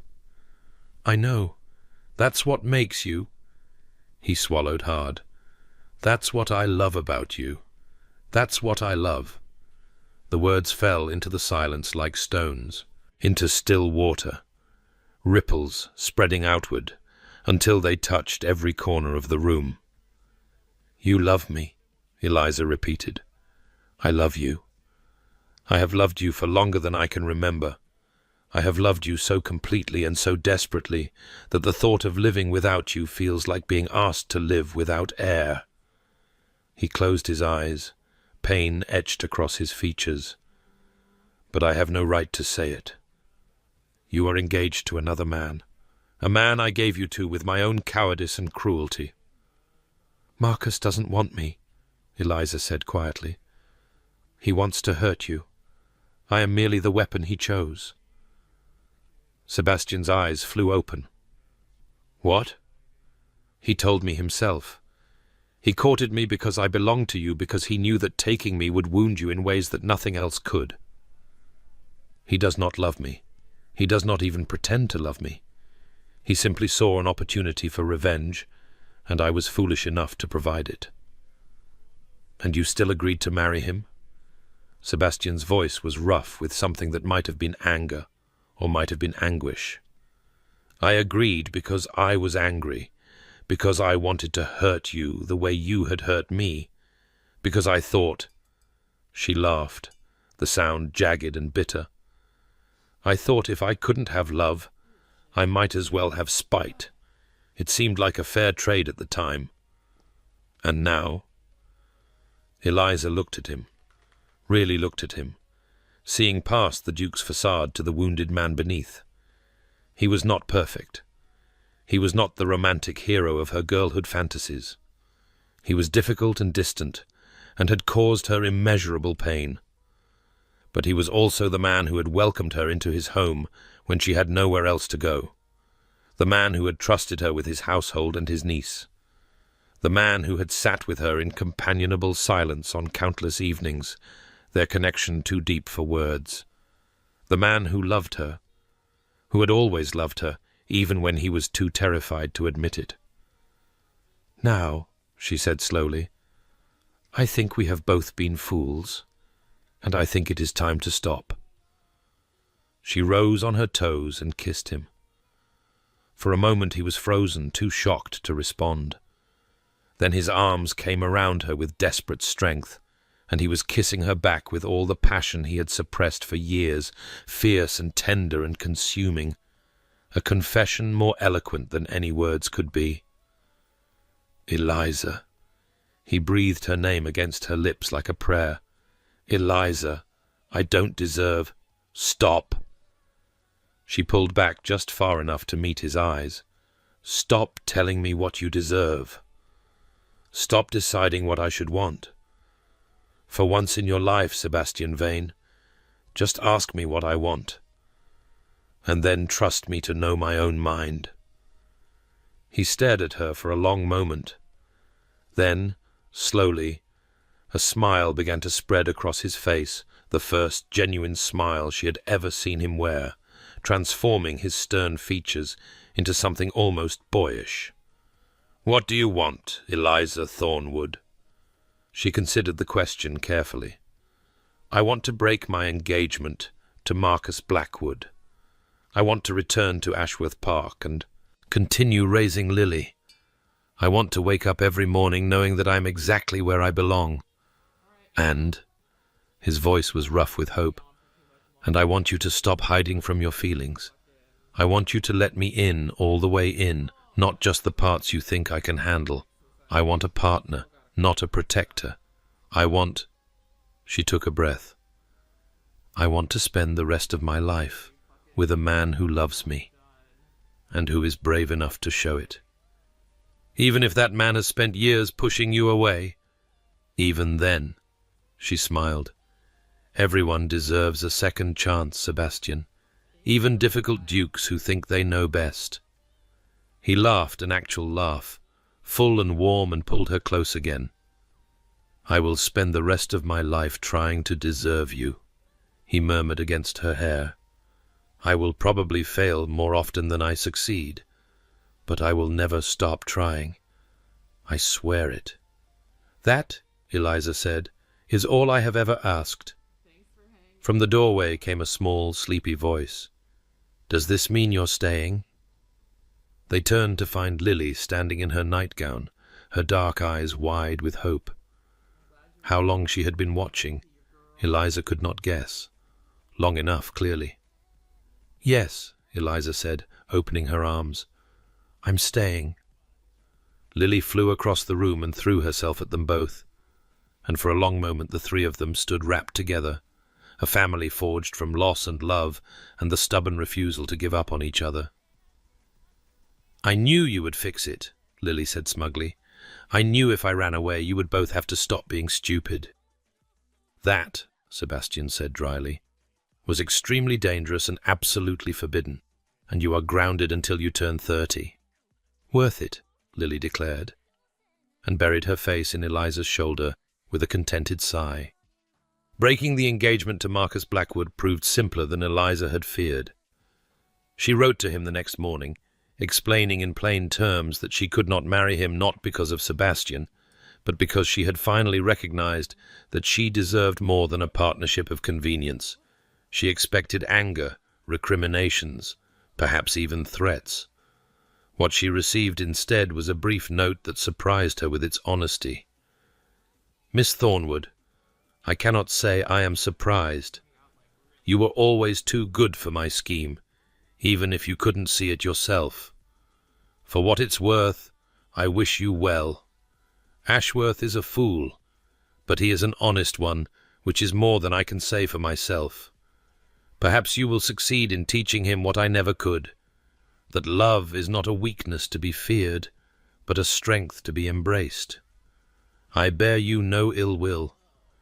In truth, you have done me a favor, shown me that revenge is a hollow pursuit, and that some wounds are better left to heal than to be constantly reopened. Be happy. It would be a small victory, but a victory nonetheless. Yours, in reluctant admiration, Marcus Blackwood." Eliza read the letter twice, then tucked it away in her writing desk. Perhaps there was more to Lord Blackwood than she had given him credit for. Perhaps in another life they might even have been friends, but that was a consideration for another day. For now she had a household to reclaim and a future to build. The scandal, when it came, was spectacular. Word of Eliza's broken engagement spread through society like wildfire, carried on the gleeful tongues of gossips who had been waiting for just such a delicious morsel. That the Duke of Ashworth had ridden through the night to find his runaway niece in the company of his former companion, that they had returned to his estate together, that the engagement to his sworn enemy had been dissolved within days, all of this provided enough fodder for speculation to last the entire season.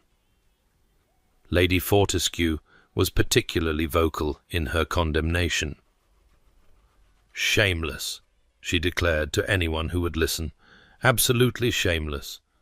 That woman has been scheming to trap His Grace from the moment she entered his household.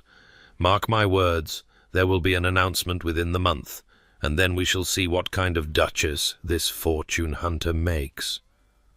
But Lady Fortescue had underestimated both the Duke and his household. Sebastian made no announcement. He made no public declarations of any kind.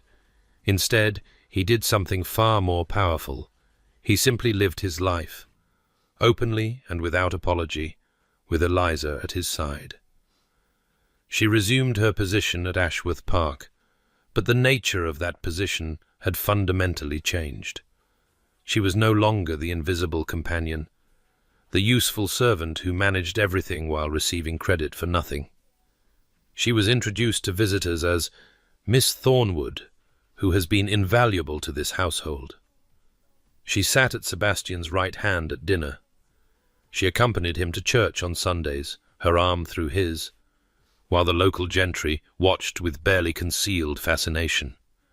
And slowly, inexorably, the scandal began to transform into something else entirely. "They say he is courting her properly," Mrs. Aldridge reported one afternoon, having returned from the village with a basket of provisions and a wealth of gossip. "The vicar's wife told Mrs. Patterson, who told the baker, who told me. They say His Grace is mad about her, that he can barely take his eyes off her when they are in company together." "People will say anything," Eliza replied, though she could feel the colour rising in her cheeks. "People are not wrong in this case." Mrs. Aldridge's eyes twinkled. "I have been in this household for 30 years, Miss Thornwood. I have never seen His Grace look at anyone the way he looks at you. Not even—" She stopped, catching herself. "Not even Lady Caroline," Eliza finished gently. The housekeeper nodded, her expression softening. "The late Duchess was a lovely woman, and His Grace cared for her deeply. But there was always something careful in the way he treated her, as though she might break if he held too tightly." She reached out and squeezed Eliza's hand. "With you, he is different, freer, more himself than I have ever known him to be." Eliza thought about this conversation often in the weeks that followed.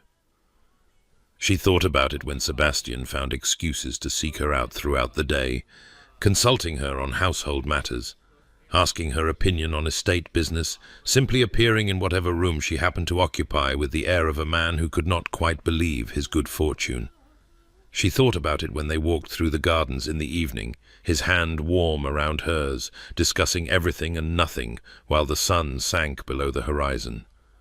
She thought about it when he kissed her good-night at her chamber door each evening, kisses that grew longer and more desperate as the days passed, until they were both breathless and trembling with the effort of propriety. "We should marry soon," he said one night, his forehead pressed against hers, "before I lose what remains of my self-control and do something that requires a special license." Eliza laughed, though her heart was racing. "Is that your proposal, Your Grace? A warning about your deteriorating willpower?" "No."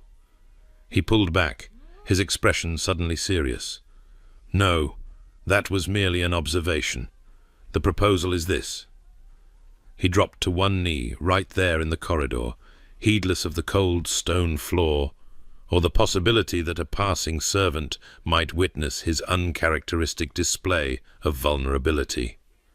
"Eliza Thornwood," he said, taking her hands in his, "I have loved you from the moment you walked into my household and began putting everything in order, including me. I have loved you through 3 years of silence and denial. I have loved you through separation and jealousy, and the particular agony of watching you plan to marry another man. I have loved you badly and fearfully, and with all the clumsiness of a man who forgot how to feel anything but guilt." His voice roughened, but he pressed on. "I am not offering you perfection.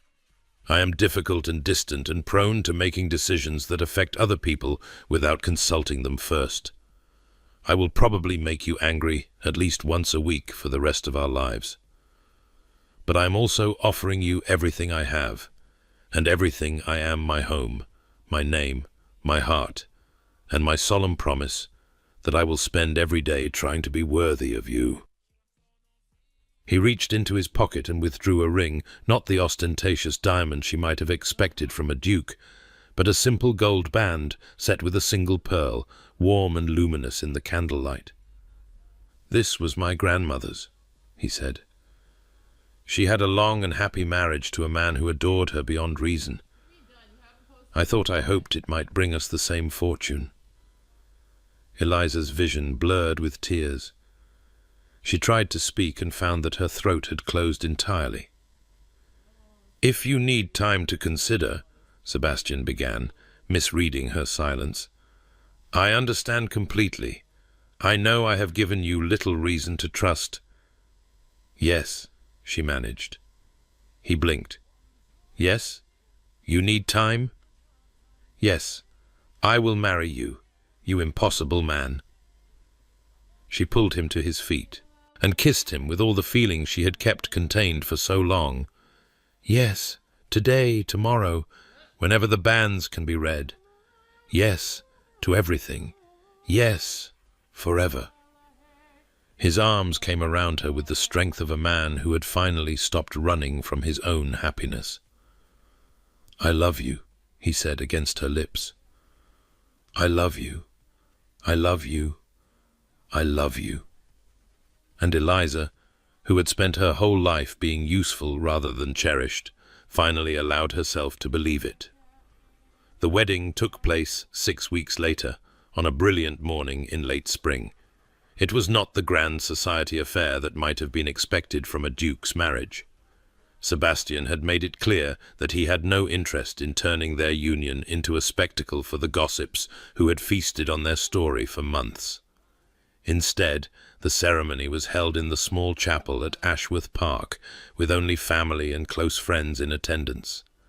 Lady Penworth had travelled from Hertfordshire, beaming with vindicated satisfaction. "I knew from the moment I saw you together," she told Eliza as she helped her dress that morning. "When you arrived at my house, heartbroken and determined not to show it, I knew that whatever had happened between you and my nephew-in-law was not finished. Some loves are simply too stubborn to die." The Dowager Duchess had also come, though her feelings about the match were considerably more complex. She had spent years hoping Sebastian would marry someone of impeccable pedigree and substantial fortune, someone like Miss Amelia Fortescue, perhaps, or one of the diamond-bright debutantes who emerged each season.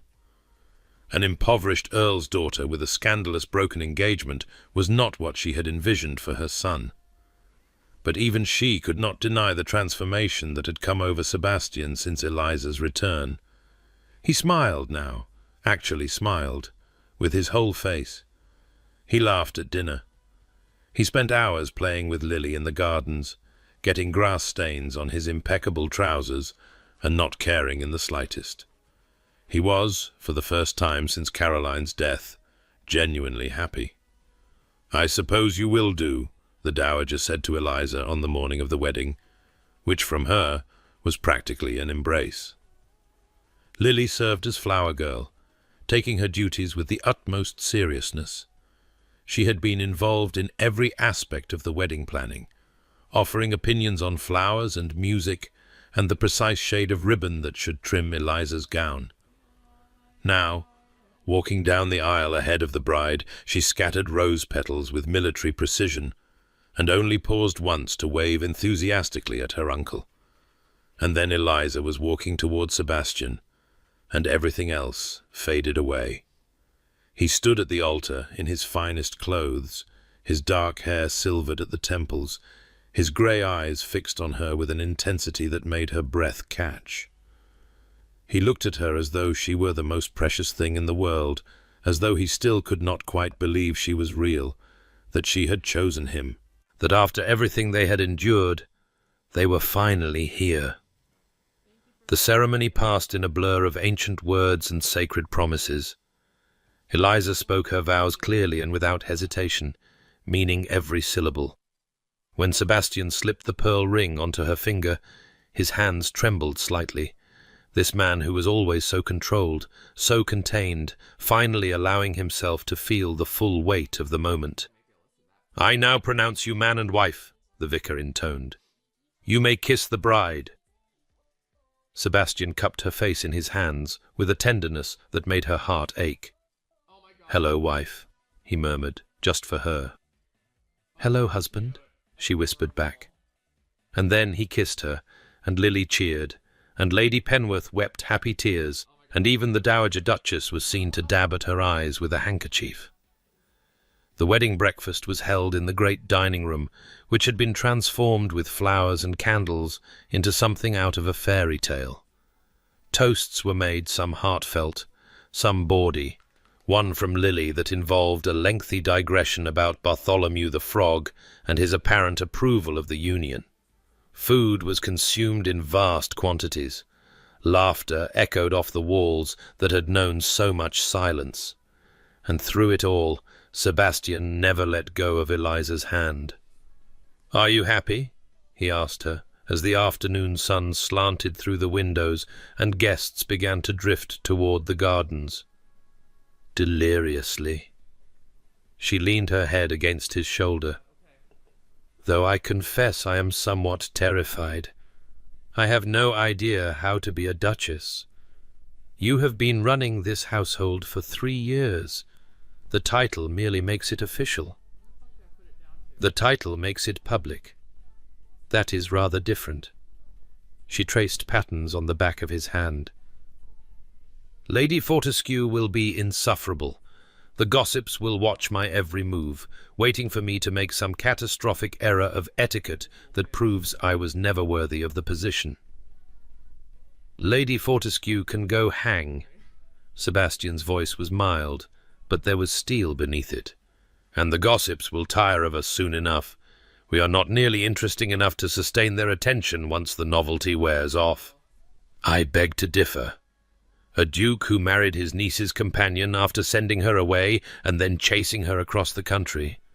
Who broke up her engagement to his sworn enemy? We are the most interesting thing to happen to society in years." "Then let us give them something else to talk about." He lifted her hand and pressed a kiss to her palm. "Let us be so boringly, contentedly happy that they have no choice but to find someone else to dissect.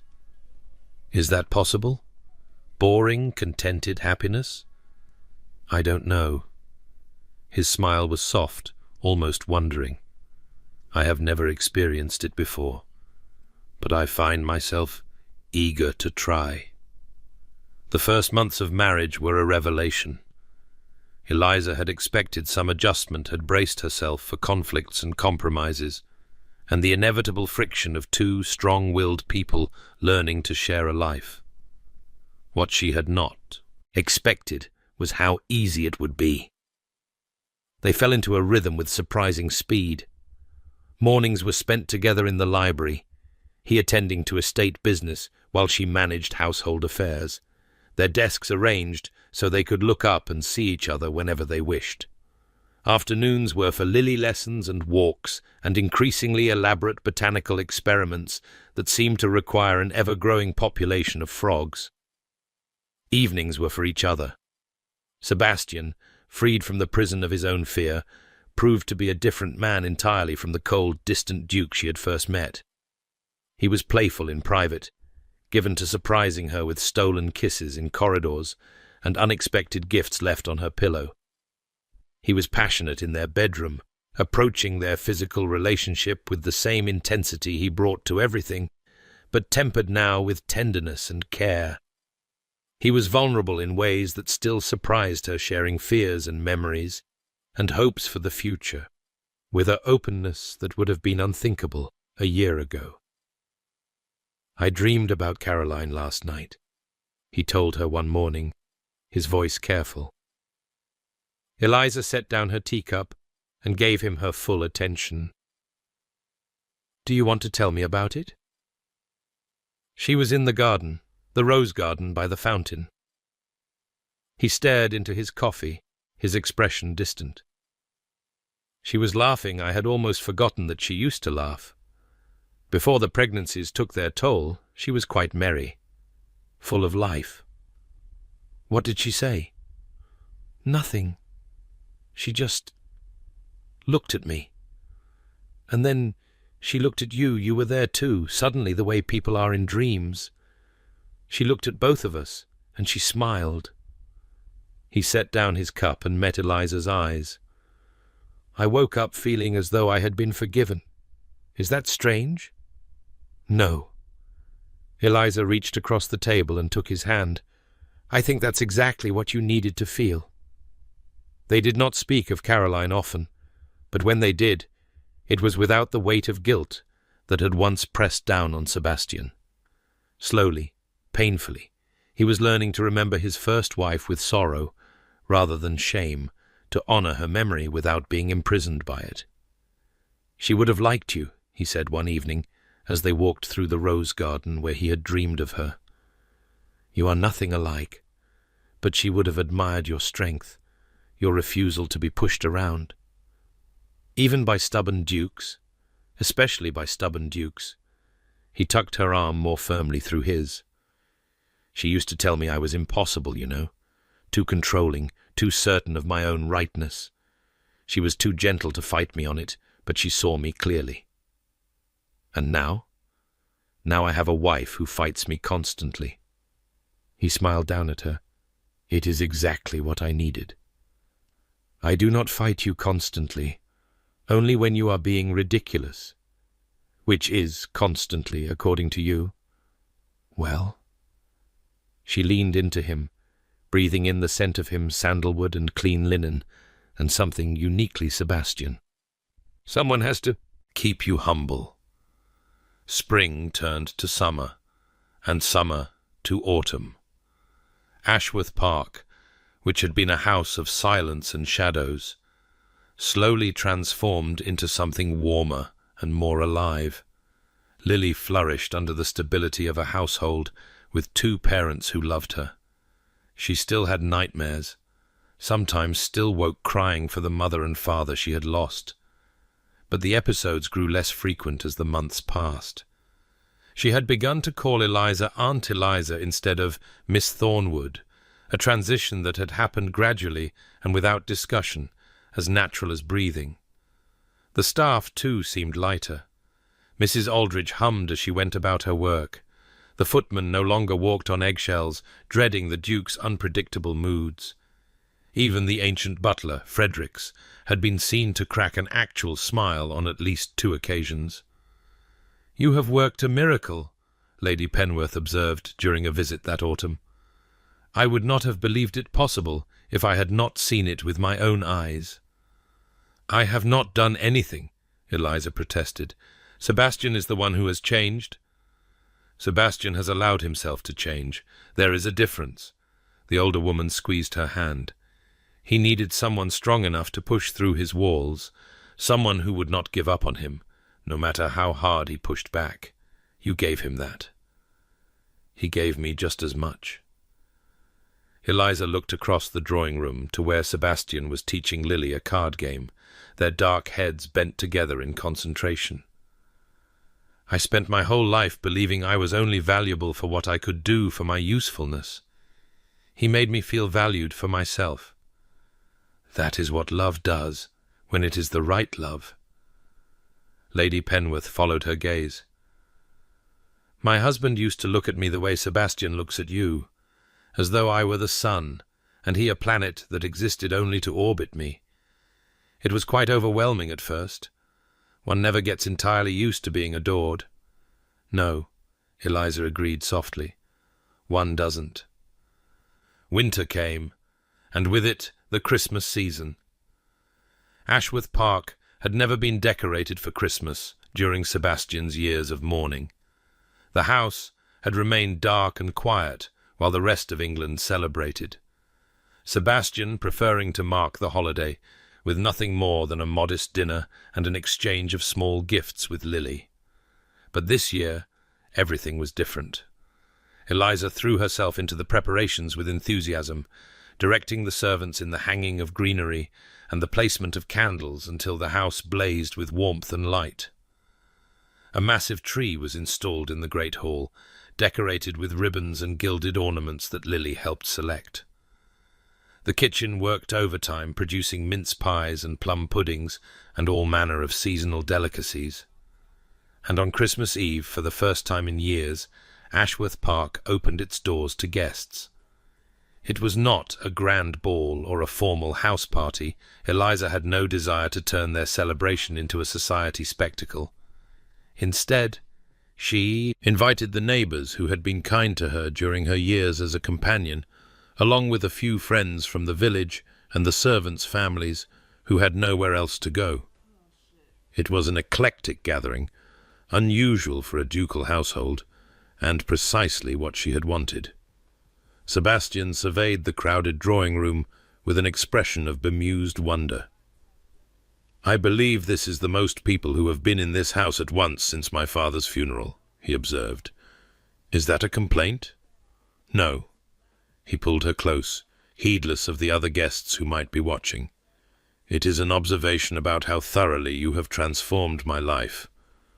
I used to dread Christmas. Now I find myself actually looking forward to it. That is because you are no longer spending it alone." "That is because I am spending it with you." He pressed a kiss to her forehead. "Everything is better with you." The evening passed in a whirl of music and laughter, and the kind of simple, uncomplicated joy that Eliza had almost forgotten existed. Lily charmed the company with an off-key but enthusiastic rendition of a Christmas carol. The vicar's wife got tipsy on punch and told scandalous stories about her youth. Sebastian, in a display that shocked everyone who knew his reputation, actually danced not the formal, measured steps of a society ball, but the lively country dances that Eliza had learned as a child. "You're staring," he murmured as they moved through the figures. "I am admiring. There is a difference." "And what exactly are you admiring?" "My husband." The word still gave her a thrill, even after months of marriage. "Who is dancing? In public, without being forced at gunpoint?" "I am dancing because my wife wished it. That is force enough." "Such a sacrifice you make for my happiness." "The greatest sacrifice imaginable." But he was smiling as he said it, his eyes warm with love. I would suffer far worse for you, Eliza. I would suffer anything. She believed him. That was the remarkable thing. After everything they had endured, after all his years of distance and her years of doubt, she believed him completely. He would suffer for her. He would fight for her. He would move heaven and earth to keep her safe and happy. And she would do the same for him. The new year arrived with a revelation that changed everything. Eliza had suspected for several weeks, but she had not wanted to speak until she was certain. The signs were unmistakable, the fatigue, the queasiness in the mornings, the changes in her body that she had been too nervous to acknowledge.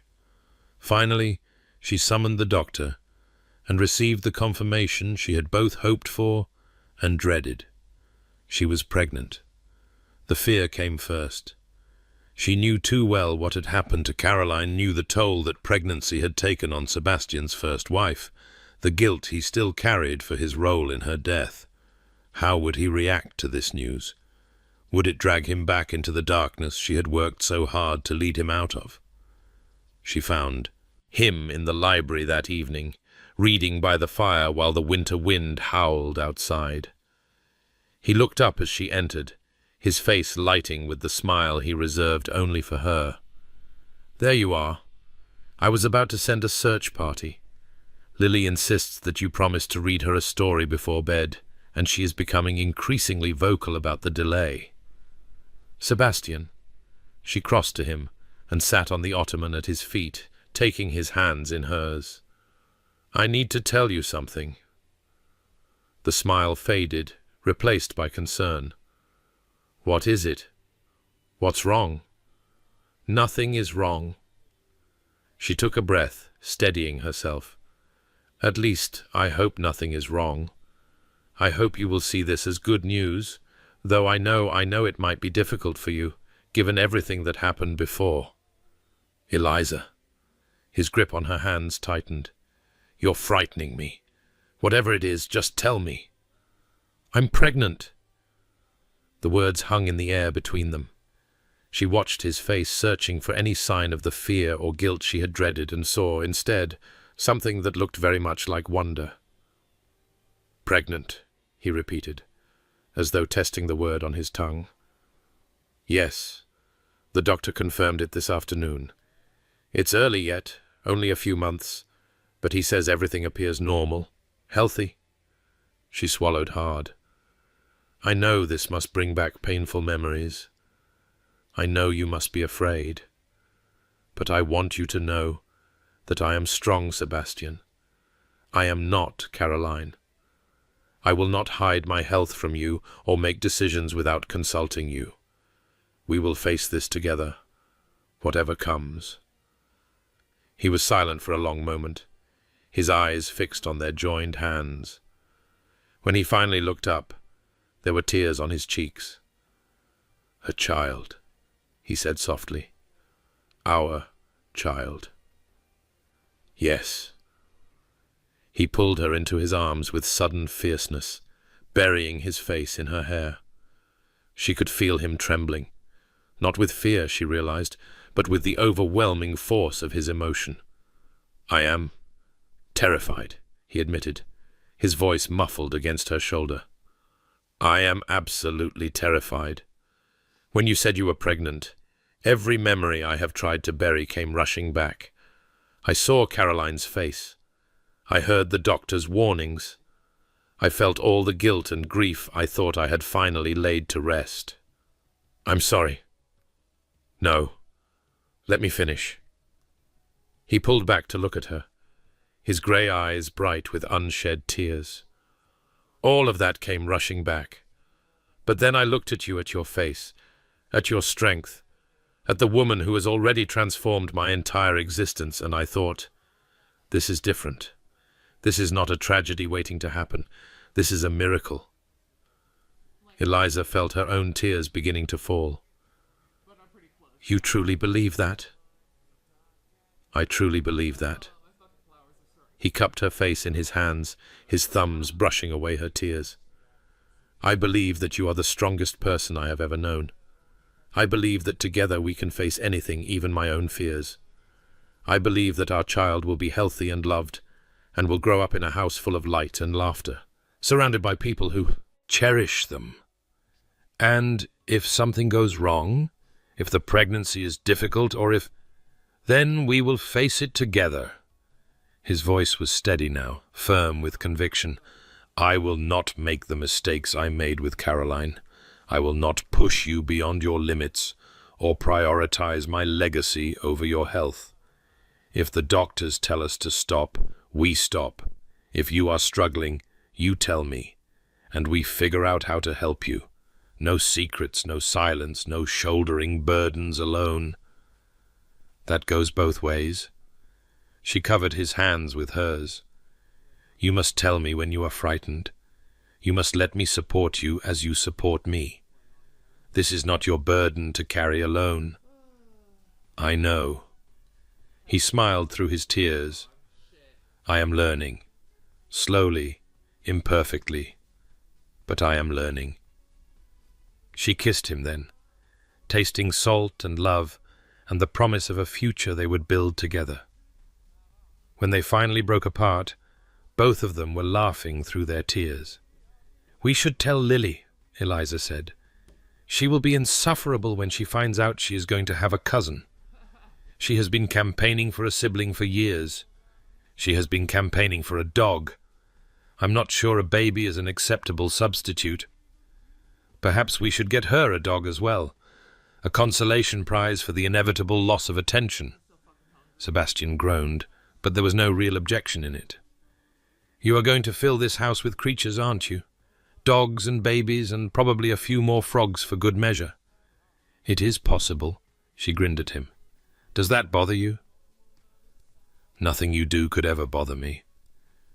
He pulled her close again, holding her as though she were the most precious thing in the world. Fill the house with whatever you like. Fill it with chaos and noise and life. It has been empty for far too long. 7 years later. The gardens of Ashworth Park were in full summer bloom, roses spilling over arbours and lavender scenting the warm afternoon air. From somewhere beyond the hedge maze, children's laughter echoed the particular brand of shrieking delight that indicated either a magnificent adventure or an imminent disaster. Lady Eliza Vane, Duchess of Ashworth, set down her book and listened carefully. The shrieks sounded joyful rather than alarmed, so she allowed herself to relax back into her garden chair. The children would be fine. They were always fine, no matter how many frogs they caught, or trees they climbed, or elaborate schemes they hatched. There were 3 of them now. Charlotte, the eldest at 6½ with her father's grey eyes and her mother's stubborn chin. William, who was 4, and already showed signs of becoming just as difficult as his father. And baby Rosalind, only 18 months old and currently napping in the nursery, under the watchful eye of her nurse. The pregnancies had been uneventful, the births unremarkable, and the children themselves were thriving bundles of energy who kept the entire household on their toes. Lily was here too, though she could hardly be called a child anymore. At 15, she had blossomed into a striking young woman with her mother's blue eyes and a quiet self-possession that belied her age. She had emerged from the crucible of her early losses stronger than anyone might have expected, not unscathed, but not broken either. Next year she would make her debut in London society, and Eliza was already dreading the parade of unsuitable suitors who would come calling. "You look contemplative." Sebastian settled into the chair beside her, close enough that their shoulders touched. His hair was more silver now than dark, and fine lines had appeared around his eyes and mouth, the marks of years spent laughing rather than frowning. He looked, Eliza thought, like a man who had finally made peace with himself. "I am contemplating how quickly time passes." She laced her fingers through his.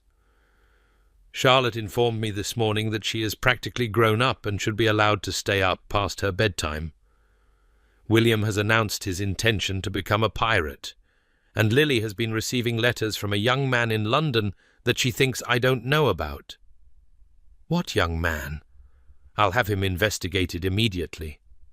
"You will do nothing of the kind." But Eliza was smiling. "He is the youngest son of Viscount Hartley, perfectly respectable, excellent family, no known scandals. Lily has shown me the letters herself. They are painfully proper and remarkably dull. That's almost worse. She deserves someone interesting. She deserves someone who makes her happy.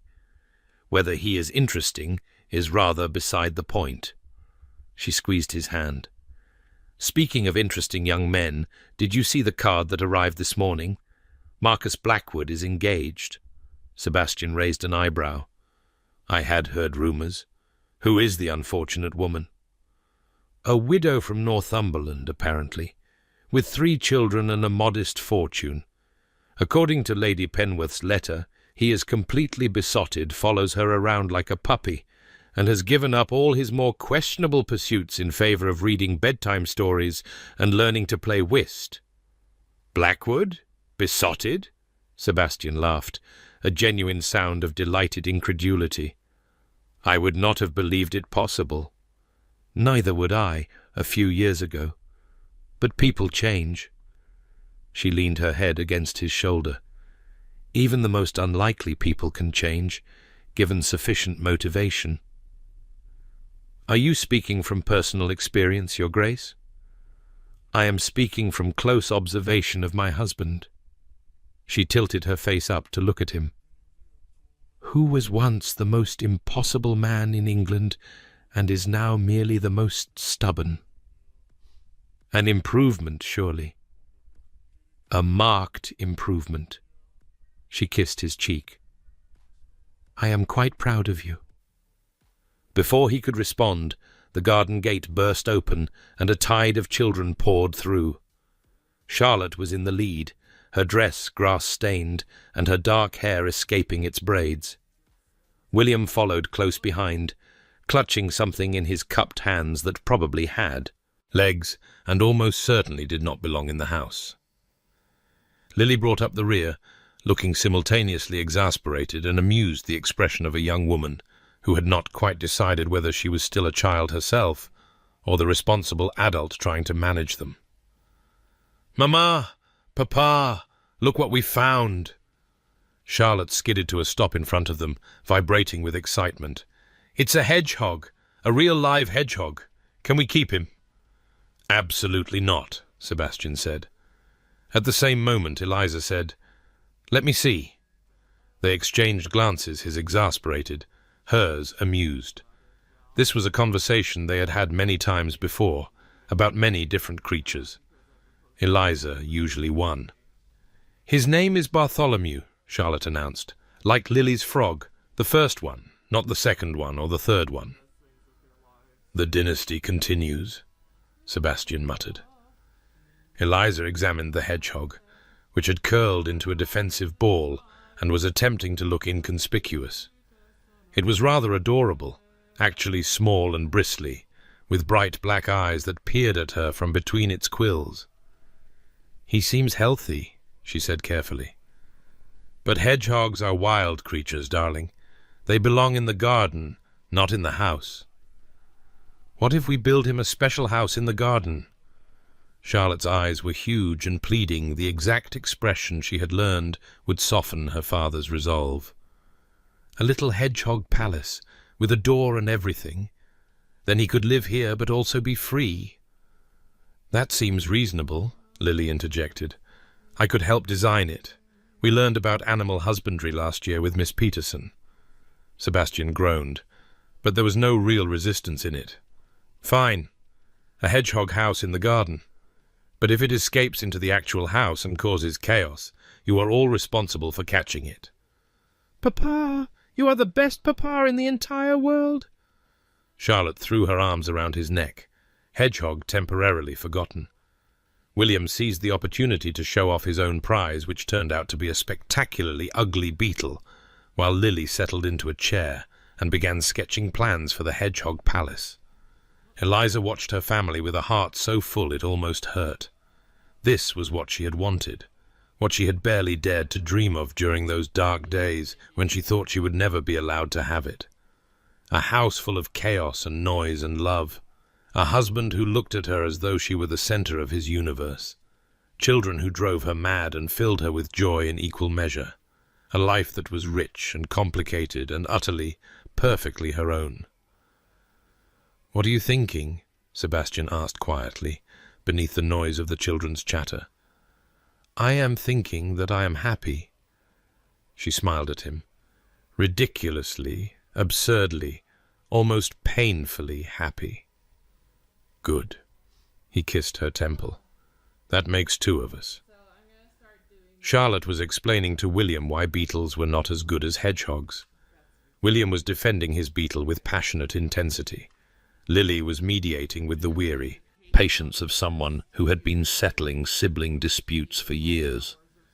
Through the garden gate, Eliza could hear the baby beginning to wake from her nap, her cries carrying through the open nursery window. She should go inside. There were household matters to attend to, a menu to approve, correspondence to answer. The work was never really done, no matter how much help she had. But for this moment, she stayed where she was surrounded by the people she loved, in the home she had made, living the life she had fought so hard to build. The Earl's daughter, who had been told she was only good for what she could do. The companion who had loved a duke and been sent away for it. The woman who had refused to give up on herself or the people who mattered to her. She had been useful once. Now she was cherished. It was, she thought, the happiest ending she could have imagined. Sebastian's hand found hers again, their fingers intertwining with the ease of long practice. He did not speak. He did not need to. After 7 years of marriage, they had learned to communicate in silences as eloquently as in words. The afternoon sun slanted through the garden, turning everything golden.